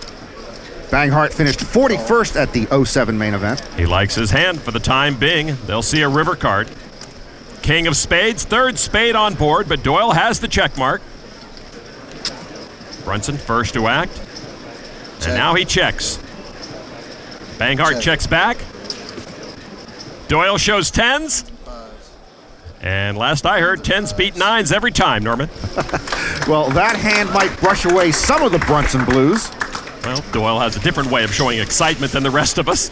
Let's get back to the featured table and Darvin Moon's return to the Rio. Darvin has ace-8 of spades on the button, and we'll see a flop with Nathan George holding 7-6 off from early position, and I think he's trying to run a scam on Darvin. Here's the flop. It is 10-8-4. Moon catches an 8. Keeps his advantage. George with a double gut shot straight draw, and he checked. Darvin bets 1,600. George has an engineering degree from Calicut University in India. I believe they are the Rambling Wreck. George made the call. Turn card is a jack. Darvin adds a flush draw. Is it my imagination, or does Darvin appear to be, half asleep? Not unlike 2009. They check it to the river. The river card now. King of spades, and Darvin Moon rivers the nut flush. George winds up with nothing. Check. And he checks a 3rd time. Darvin would like to get paid off, but he's not going to be called. Darvin checks back. Darvin just checked the nuts? He can't do that. He should get a penalty. Yeah, George shows his hand, as does Darvin. I knew you wasn't betting. I just wanted to see what you have. I bet you fold. But if you're last to act on the river with the stone cold nuts, you have to bet. Actually, they give you a penalty for that. For what? You have to bet the nuts on the river. Yeah, that's a penalty. I never heard that. That's been a rule for a long time. You have to, if you're last. Yeah, if you're last You're act. last. If you're last act, you have to bet the nut. It is to prevent collusion. I wasn't aware of that one. I don't think. So you'll just be on a penalty for what? This hand. This hand. Darvin will get a 1-hand penalty. So he'll sit that hand out. Darvin still learning the nuances of tournament poker, but I doubt the penalty will slow the logger down much. We kicked off today with a special guest, the NFL's all-time rushing leader, Emmitt Smith. Let's shuffle and play, baby. Shuffle and play? Give him a 15-yard penalty for improper usage of poker language. If Emmitt says it's shuffle and play, it's shuffle and play. And Emmitt is playing today, and he shows ace-king, and I guess ace-king will take that pot. Shuffle and play. This ain't Dancing with the Stars, pal. This is a real competition, and we shuffle up and deal. I just stumbled into that one, man. I'm telling you. I can't keep the cards. Did you keep them? Damn, I want to keep these. Are they the same cards from last time? It's the only time Emmitt Smith has stumbled in his career. Can't believe you guys started without me, seriously. Former world champ Joe Hashem has finally decided to show up, and he's now ready to play for his 2nd main event title. And what do we have here, Norman? What is this? I can guarantee you'll never see me in a Snuggie. A slanket maybe, but definitely not a Snuggie. The wind is blowing so hard that our thing is shaking. Well, these guys need to suck it up. So it's a little cold. Be a man. There's no room for Snuggies in poker. Back to the featured table. Darvin Moon received a penalty a moment ago. He's talking with his wife, Wendy, about it. I got a penalty. Checking the nuts. I knew he wasn't going to bet. So I checked. Check the nuts on the river? Apparently not. I didn't know that. One ham. I wasn't aware of that. This was unintentional in Darvin's case, but the rule is there to prevent players from colluding or teaming up. That way, you can't play soft say against a buddy in order to protect each other's chips. I learned something about this game I didn't know. See, every time I play, I learn something new. It's a complicated game, but one that can bring you fame and fortune as it did to Darvin. But don't think that he's a changed man. I'm the same old Darvin. As a person, I haven't changed. I still get up early in the morning, go to work every day, come home late at night. I'm in the woods every day. I just don't work as hard like I used to. Been buying property and fixing up houses and reselling them. It's made my life a lot easier. You don't have to worry about next week's paycheck, making all the bills. I bought myself a new truck. I got Wendy the lawnmower. I bought my mom and dad a new Chevy Traverse. It's a little different lifestyle than I'm used to. It's fast paced. The Saints invited me down to the game against New England Monday Night Football, and then they invited me to both playoff games in the Super Bowl. To meet the team you've always cheered for your whole life. That's more important to me than second. I finished second in the main event. The Saints won the Super Bowl. It was a great year. And remember, Darvin almost never came here. He thought about pocketing the $10,000 when he won his main event seat back home last year to use on his logging business. Back to action on this featured table. Miguel Gonzalez looks down at King Jack offsuit from under the gun. Gonzalez learned to play poker from watching his cousin. I would have done the same thing, but his cousin wouldn't let me into their home. He limps in for 200. Darvin Moon looks down at pocket trays. Darvin learned to play from his grandfather when he was a kid. He raises to 700. Pocket jacks for Thomas Lenvi, a 38-year-old Hungarian businessman. Lenvi learned to play by watching on TV. I didn't know we translated that well into Hungarian law. He repops at 3 times Darvin's raise. Joe Karachi in the small blind with 10-7, and those will go into the muck. So the raise back to Gonzalez. He had originally limped, and he folds. Back to Darvin. Raise. And Darvin is going to re-raise. 5. Makes it 5,000. Darvin has stepped in a gopher hole here. Lenvi with pocket jacks, kind of frozen by that 4-bet. And he makes the call, and these two will go heads up. A good-sized pot over 10,000 chips in the middle. Perhaps the sound of your voice will wake Darvin up on the flop line. The flop is 9-8-6. That misses both players. Lenvi's pocket jacks are best. Darvin at a huge disadvantage right now. Karachi would have hit the nut straight had he not folded his 10-7. Moon comes out firing, 6,000. He'll be aggressive. I like it. Lenvi now. All in. Oh, I don't like it anymore. Oh, he raises Darvin all in. That cuts down Darvin and Moon's options. You called 5,000 with pocket 8s. Well, when you're posturing and your opponent moves all in, you don't have much choice. I'll let you have it. Darvin will lay it down. And the Hungarians apparently know how to play pocket jacks, Norman. Good damn. Well, maybe this guy is the Hungarian Darvin Moon. Maybe Darvin wishes that he had sat out that hand with a penalty, as though Darvin hits a small speed bump there at the featured table. To table 2, where the focus is on Doyle Brunson, who raised from the hijack seat with King Jack. Action is on the small blind, Jeff Banghart with pocket 7s. I'm supposed to raise. But Banghart just calls. Probably should have. I should have. I hate playing out of position. Indeed, Brunson with the advantage, as Banghart will be acting first after the flop. It is 5 jack deuce all spades. Doyle outflops the amateur. He's got a pair of jacks. I'm gonna check. Doyle, 76 years old, won the main event in back-to-back years when he was 42 and 43. He bets 1,300. He has the better of the 2 flush draws also. Banghart makes the call. Turn card now. 6 of spades. Brunson with a check mark. He has the king high flush. Banghart drawing dead. Check. Doyle says the one good thing about getting old is that the clothes you buy probably won't wear out. Banghart checked his second best flush. Brunson bets 1,500. Banghart calls quickly, drawn dead with his inferior flush. All right, the river card. See if Texas Dolly can get anything more out of Banghart. Ace of diamonds. Check. Banghart has that check thing down, Pat. Brunson reaching for chips again, this time 3,500. Banghart getting 3-1 on a call. And makes it. Doyle shows the best flush. It's good. Seems like Banghart knew that the whole way. That was the 2,348 time that Doyle has hit the second nut flush on the turn in his poker career. I want to have some meat on it. Biggest fall of the day, I guess. Jeff is Doyle's best friend so far here at table 2, and just about everyone loves to see Texas Dolly with chips on day 1 of the main event. At one of the outer tables, it seems that Emmett Smith will not find pay dirt in this main event run. It didn't take too long for Emmett to get tackled. I guess he misses Moose Johnston. An especially sweet knockout by Chris Donnelly, who is from Houston, eliminating the former Dallas Cowboys star. At another table, we find actor Hank Azaria, who's been the voice of characters on The Simpsons for over 20 years. I love The Simpsons. But how come it's animated? They don't have enough money to pay for real people? Hank collecting a pot right there. And Jason Alexander is back amongst the real-life George Costanzas of the world. He's in a hand right now with Nick Dector. That guy looks like a character from Seinfeld. Well, Nick turns over Queen Jack, and he'll take down the pot with top 2. I think this fella was one of the customers in that Soup Nazi place. Always here for my failures. Always here. Where are you for my big triumphs? You want to take this layup, Norman? What triumphs? There's a guy who's had plenty of triumphs. Phil Ivey in a hand right now with Bart Puma from Phoenix, Arizona. I refuse to believe that's his real name. With a king on the river, Ivey bets enough to put Puma all in. You hate to see Phil Ivey put you all in on day 1 of the main event.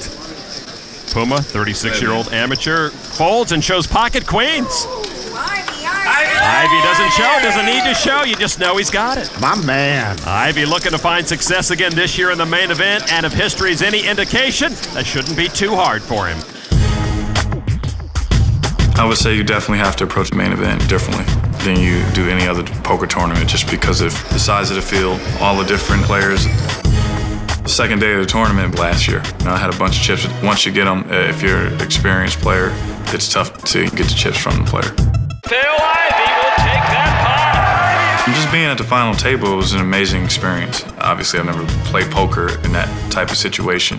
With all those people there and announcing it, and you get to see yourself up on a big screen, and it was really cool. There were a couple situations that I could have taken advantage of that maybe I didn't. Ivey mucks the pocket Jackson. Saud will take that pot. I wasn't really too disappointed. It's just a learning experience. Phil Ivey eliminated in 7th place from this 2009 main event. I've played 10 main events and I've been in the top 25 4 times. So I'm pretty confident that I will be back. Hopefully it's this year. And this time finish the job. People always ask me, why do you keep picking him to win the main event? Why not? There is the main event bracelet that barely eluded the grasp of Phil Ivey last year. And it's time for the Jack Link's Beef Jerky wild card hand as we go back to the featured table. There is the man who got even closer to the main event bracelet than Ivey did, Darvin Moon. Action has folded around to the hijack seat. Joe Caracci, who was born in Sicily, now lives in Canada. He has pocket kings. Caracci wants to raise it up. Why not with the kings to 900? Folded over to Darvin Moon in the big blind. Darvin has the Jack Link's wild card hand. Oh, Darvin is a Rubik's Cube with pants. I've got no chance. He makes the call for 600. He's tough to figure. I'm going to put him on a weak ace from the big blind. Flop is 5 deuce tray. Caracci cannot feel too threatened by that flop. Not a bad flop for a weak ace. Darvin first to act, and he checks. Caracci, 1 yellow chip, that's 1,000. One thing I know about supervisors, they like to supervise. They like to be in charge. Darvin makes a call. Well, if he can call, I think he got a piece of that flop, Lon. I'll say ace-5, so he's got top pair, top kicker, and a gut shot. It's a 10 on the turn. Oh, that 10 changes nothing, Lon. Absolutely nothing. It might as well be a cocktail napkin. Moon checks again. Caracci with 2,000 this time. See, the supervisor's still supervising. Darvin looks a little nervous, but he calls again. Darvin might have a big hand brewing. A pair, a gut shot, and maybe even a flush draw. I'm sticking with ace-5 for Darvin. That would be just like Darvin Moon. It's a 9 of spades on the river. That 9 of spades changes even less than the 10 of hearts. Darvin had checked twice. Look at this. Look at this. The big man comes out of hibernation, 6,000. And there's the patented, I officially have no idea what Darvin has squirm. Boy, a big bet on the river. Did Darvin have a pocket pair and hit a set along the way? I call. Karachi calls. Darvin shows ace-4 for a flopped wheel. He did have a weak ace, but he flopped the wheel. I was that close, Lon, but I didn't know. Darvin Moon wins the Jack Link's Beef Jerky wild card hand. So close, but so far. Karachi just got mooned. Darvin doing what he does best at the main event, hitting flops and stacking chips. Not much an opponent can do about that. To become a member of the November 9 is to become part of poker lore. Yes. These are the men who made history last year. Who will it be this year? Joe Cata outlasted the other members of that November 9 here at the Rio, and he was the only one to outlast Darvin Moon, and Darvin's back at it. He just turned 7's full against 4 others. George, Karachi, and Mihail Salin checked to Darvin. Darvin now comes out with 1,200 on the turn. This reminds me of Darvin last year. He kept flopping sets. Here he turned a full house. Poker pro Robert Carr is also in the hand. He called with 7s and deuces. 3 players folded, so Darvin now has the check mark. By the way, last year, Darvin plowed through almost 6,500 players. This year, what recession? 7,300 players here. Second largest main event field ever. Carr and Moon see a tray of diamonds on the river. Moon first to act. They were calling him Darvin Gump online last year, an American original. A nice healthy bet, 3,200 from Darvin Moon. And now Carr with his 7s and deuces. Carr looks like he might be a non-believer. Well, Darvin was quite an enigma last year, but he makes the call. 7's full. Yeah, Darvin had it. Sounds full. Yeah, this time the Darvin squirm brings Carr out of his seat. You laid that 10 out there. I was like, put it in there, put it in there. Almost. So close, baby. So close. That's the Darvin we know, huh? You guys set till you can figure you guys out before you start playing. And still nobody can figure out Darvin. Well, Darvin rakes in yet another pot here at the featured table. What a great character he was that emerged from last year's main event. It's why we love coming here each and every year. Well, Darvin, there are so many great stories out there in the field, and we meet so many interesting people like Steve Sanders, who last year finished 54th as an amateur in his first ever main event. Certainly a remarkable feat. Steve wins a small pot there, but it was a pot he lost to Dennis Phillips that was the biggest win of his life. Last year, I decided to play in the World Series of Poker. About 54 people left, and I get involved in a hand with Steve. I had pocket aces, and he had pocket queens. The river card is the Jack of Clubs. Phillips flush comes through. That hand leaves Steve Sanders crippled. I'm sorry. The next hand, I was eliminated. Thank you. I was in such severe pain, I went back up to my room for a few minutes, and then I took a cab to the hospital. If I had won that Dennis Phillips hand, I would be dead now. He'd been having pains all day. He had an aortic aneurysm that if it had busted, literally would have been a death sentence right there at the table. My insides were getting ready to explode. They did an MRI, and they rushed me in fairly quickly. And they operated on me within an hour because the aneurysm was getting ready to rupture. And I was in intensive care for 4 days. But now I've made a full recovery. I guess that card was meant to come for Steve's sake, not for mine. And that's just amazing. This year, I saw Dennis and I thanked him. I told him that by rivering me with that Jack of Clubs that he saved my life. I don't know if he's ever had an opponent. Thank him for knocking him out of the main event. Great to hear that Steve has made a full recovery. We wish him well in this year's main event. And right now, Steve, ironically, is tied up in a hand with a former ER doctor, Ray Musica, who now works in the video game industry. Steve flopped a flush with a redraw to a straight flush. Musica has a set of 9s. I hate playing against a guy who's lucky to be alive. He's on a free roll. Sanders bet 3,000. Musica calls. And they'll see a river card. Sanders ahead. It's another 10. Musica rivers a full boat. He's got the check mark, and he checks. And Sanders checks and will lose.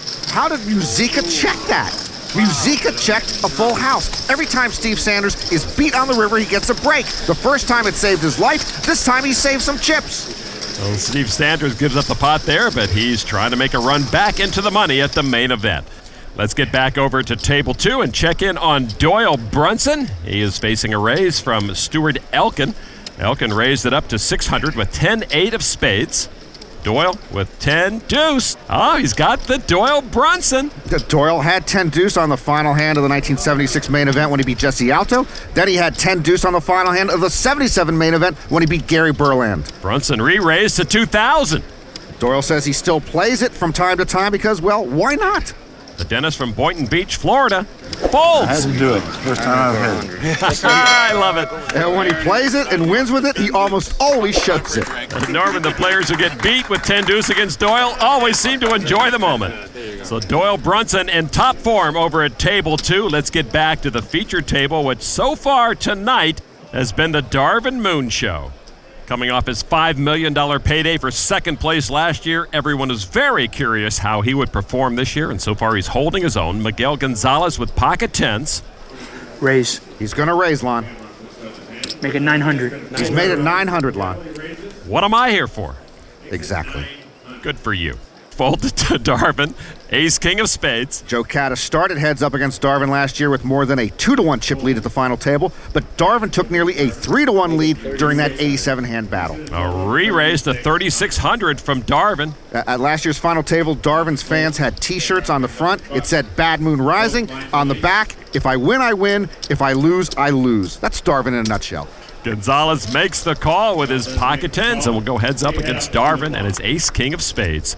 The flop is Jack 7 deuce. Gonzalez pocket tens are still good, but he checks. Darvin, the standard continuation bet is coming. Sometimes it works, sometimes it doesn't. Good size bet, 4,200. Looks like the standard Darvin squirm brewing for Miguel Gonzalez. And he lays it down. The bluff works. Darvin rules.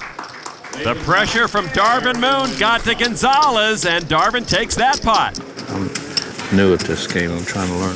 Yeah, whatever. That line may have worked last year, but he's done fooling people. Everyone knows the logger can play the game and won't hesitate a second to take you out. Phil Ivey came into the $3,000 horse event final table as one of the chip leaders and managed to outlast one of the most impressive lineups at the World Series, as Chad Brown, Jeff Lisandro, and John Juanda all fell by the wayside. Once Ivey was heads up against Bill Chin, he made history, becoming the youngest player ever to capture 8 bracelets. Back to the main event action here at the Rio. Let's check in on Phil Ivey, who's about to see a river right now with freelance TV producer Lisa Nomura. Lisa is from Carpinteria, California. They see a river card of a 10 of diamonds. Nomura first to act, and she checks over to Phil. He looks good in blue. Now to Ivey, having to figure out another amateur player. He says he has kings. Nomura shows a set of 6s, though, to win the pot. That's been a good hand for me. He doesn't look as good in blue right now. Nomura collects my man's chips, by the way. I have to congratulate Phil on that 8th bracelet.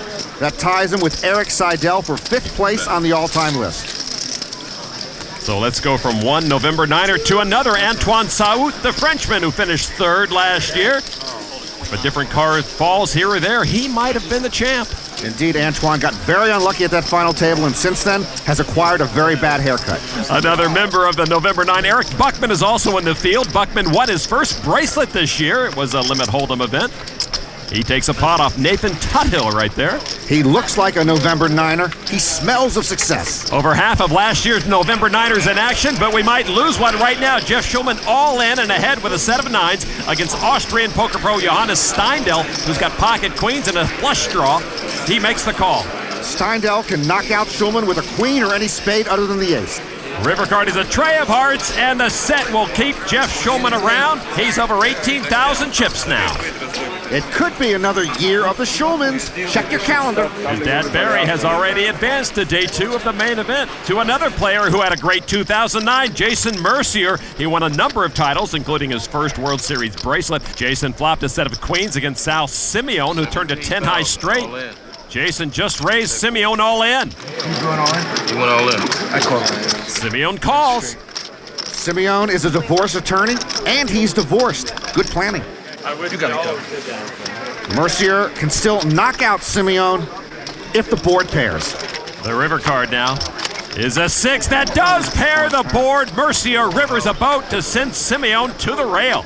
Boy, Mercier's been playing good, and he's been running good for quite a while. Every time you look up the last year or so, Mercier is winning a hand either from ahead or from behind. I'm not going to play any more hands today, guys. I'm done. The only way he doesn't play any more hands today is if a UFO lands in the middle of the Rio poker room and shuttles everybody off to a bigger casino several galaxies away. So you're saying he's going to play another hand, is that right? All right, back to the feature table where Darvin Moon continues to find ways to collect chips, even though, as you see by that graphic, he's playing pretty snug poker today, but his chip count is up for the day. Action on Mance Montgomery on the Jack Link's Beef Jerky Pocket Cam. Pocket 8s for the amateur player from Boise, Idaho. He owns 3 strip clubs and a sports bar. I'll have to go check out that sports bar sometime. Montgomery raised it to $9.25. Darvin Moon looks down at pocket aces. Boy, shades of last year again. Remember how Darvin told us he kept getting pocket aces on day 1? Yeah, I guess he wasn't lying. Darvin just calls with the pocket aces. And on day 1 last year, Darvin doubled his starting chip stack. Action is folded around to Miguel Gonzalez now. In the big blind, Gonzalez with 10 deuce. No, your name is Miguel Gonzalez, sir, not Doyle Brunson. Boy, he seems intent on playing pots with Darvin. And he'll make that call with 10 deuce. Texas Dolly Gonzalez calls. So 3-way action, the aces of Moon in the lead right now. I'm telling you, this table needs an energy boost. Here's the flop. It is king, ace, king, Darvin with aces full of kings. Earlier, Darvin flopped a straight, now this time a full house. Gonzalez checks. Montgomery checks. Darvin with the royal flush of full houses. He checks as well. This Darvin is one sly fox just napping in the woods. A jack on the turn. Darvin now with the check mark. Gonzalez checks again, as does Montgomery. Darvin checks, hoping to find some action on the river. He's going to hibernate a little longer. It's a 6 of clubs on the river. Gonzalez and his 10 deuce. Check again. Montgomery with the pocket 8s. We'll take a stab at it, 2,000. Finally, Darvin gets what he wants. Montgomery will find that he's brought a knife to a gunfight, though. As Darvin reaching for more chips, a raise to 6,000. Gonzalez folds. Montgomery might be wondering if Darvin's trying to buy it. Just waiting for someone to bet, weren't you? Montgomery's right. And Darvin I think I was. shows his hand. And just like last year, Darvin doesn't mind showing his monster hands, even when he's not called. Not a bad flop for that hand. Ace is full, Wendy, although he might tell you he had a busted flush draw. I hope Wendy Moon is prepared for another long stay in Vegas, because her man Darvin is on a roll once again. Back at the Rio 2009 Player of the Year, Jeff Lissandro in action tonight. At least I think that's Jeff. It is monsoon season here in Las Vegas. With pocket aces, Jeff is jousting with Bob Lang and his pocket queens. Lang is the vice president for In-N-Out Burger. I want one right now. Lang just hit a set of queens on the flop. Jeff bets 4,000 with his aces and the nut flush draw. Will this guy take my In-N-Out Burger order, or does he have to play the hand first? Lang calls for 4,000. The turn card is another 4. Lissandro in a deep hole as Lang improves to a full house. Lissandro with 3 bracelets in 2009. This year, just 3 cashes at the World Series. 6,000 from Lissandro now with aces up. Lang says, let's play for a little more. Lissandro says, let's play for it all, and a call from Lang. All in and call. 3 queens is good, buddy. And Jeff Lissandro's main event is all but over in a flash. He wants to double up. I want a double-double. Lissandro needs an ace on the river or he's gone. The river card is a 9, and last year's Player of the Year is out. Let's take a look at this year's Player of the Year standings. Frank Casella with 2 bracelets has a big lead.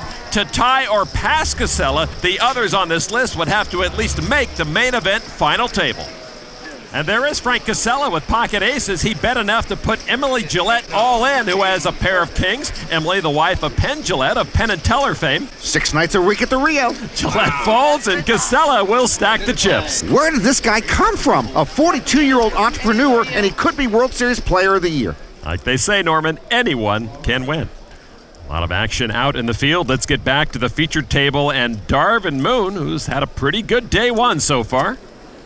Action folds around to Mihail Salin. He peeks down at a jack and an ace offsuit. Salin, a poker pro from Lisbon, Portugal, limps in for 300. Miguel Gonzalez now in the hijack seat, pocket nines. And he'll limp in as well. Darvin, ace-9 of clubs. Darvin says Las Vegas is too hot for him because he says he's too fat. Darvin limps in. What am I doing here then?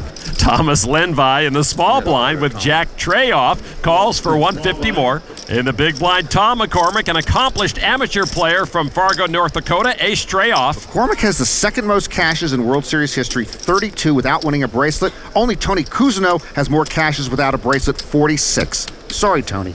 McCormick checked his option. 5 players will see an inexpensive flop. And here it is. 7, king, deuce, 2 clubs. Nobody has a king, so Gonzalez is still best with his pocket nines. Darvin with a nut flush draw. Lenvi checked. Well, remember earlier I was talking about when you flop a flush draw, you usually don't make your flush? Those numbers don't apply to Darvin Moon. Gonzalez checked. Moon does bet 1,600. Lenvi folded. McCormick gets out of the way. Salin lays it down. Only Gonzalez is left, and he will call. Actually, Gonzalez hit a club flush against Darvin earlier in a similar situation. They are heads up again. Turn card is a tray of spades. No help. Darvin Moon still a 3-1 dog. Gonzalez first to act. Check. He checks. Darvin checks. Darvin, you should have bet. You know you're going to make the flush. The river card now. And there it is!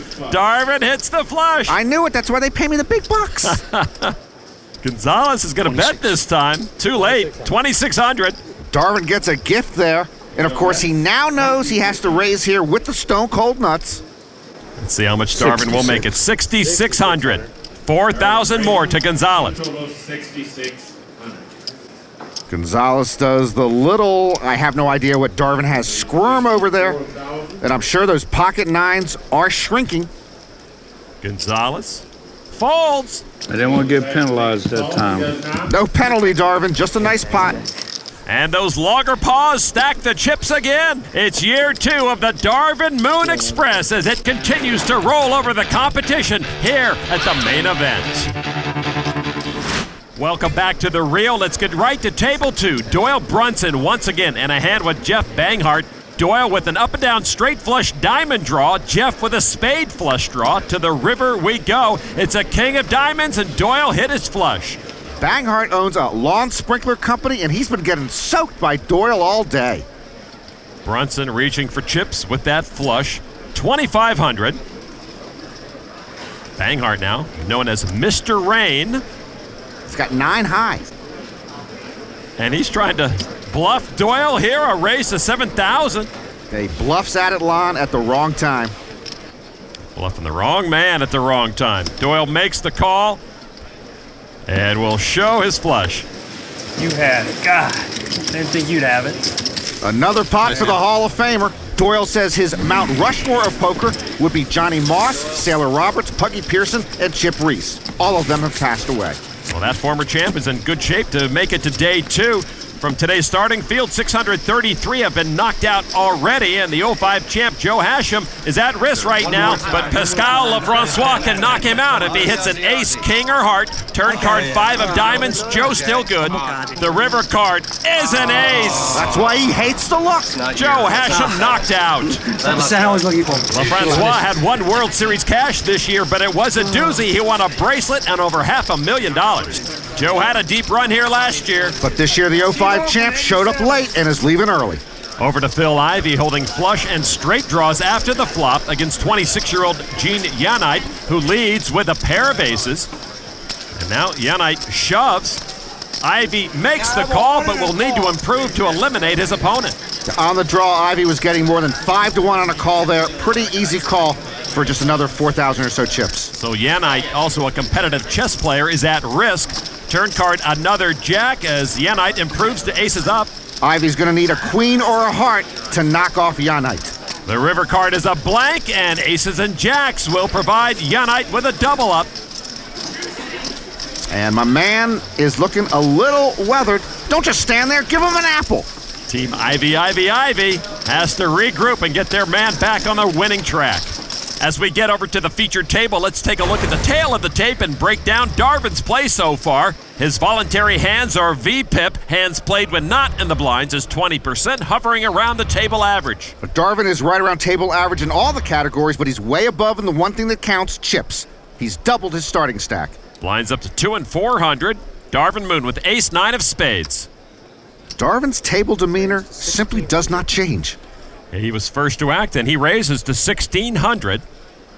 Action folds around to Darvin's best friend at this table so far, Miguel Gonzalez in the small blind with pocket kings. The UPS clerk has locked horns with the woodsman many times today. And he calls for 1,400 more. Darvin over there has the working man's Howard Lederer pose. So these two will play a pot once again. Darvin's been holding over Gonzalez for the most part. The flop 10-8-5 rainbow. Gonzalez with his kings is still ahead. Gonzalez first to act, and he checks the kings. 25. Darvin's going to bet his ace high. Darvin trying to set a U.S. loggers record for continuation bets at the main event. I'm going to raise. He's going to raise, Lon. Darvin seems somewhat disinterested. 75-50. Time for Darvin to shut it down. Darvin needs over 5,000 to call. Raise. But he announces a re-raise. I think Darvin has stepped into an even bigger gopher hole this time. Well, let's see if Darvin's aggression can shed the UPS man. Nope, Gonzalez all in. And Darvin caught with nothing. Last year he said he didn't care about the math if he thinks he's beat, he folds. But getting 10-1 here, even Darvin might play the pot odds. It's just 4,300 more. That would leave Darvin with just about 33,000 behind. I don't know how he can get away. He does call and put Gonzalez at risk. And Darvin sees he's in trouble. I got 3 outs. A runner, flush. Actually, there are other ways he could squirm out of this hole, but Darvin with a misplay and about to give away many of his chips. All right, so here we go to the turn. Darvin Moon got a little loose there. Could come back to bite him.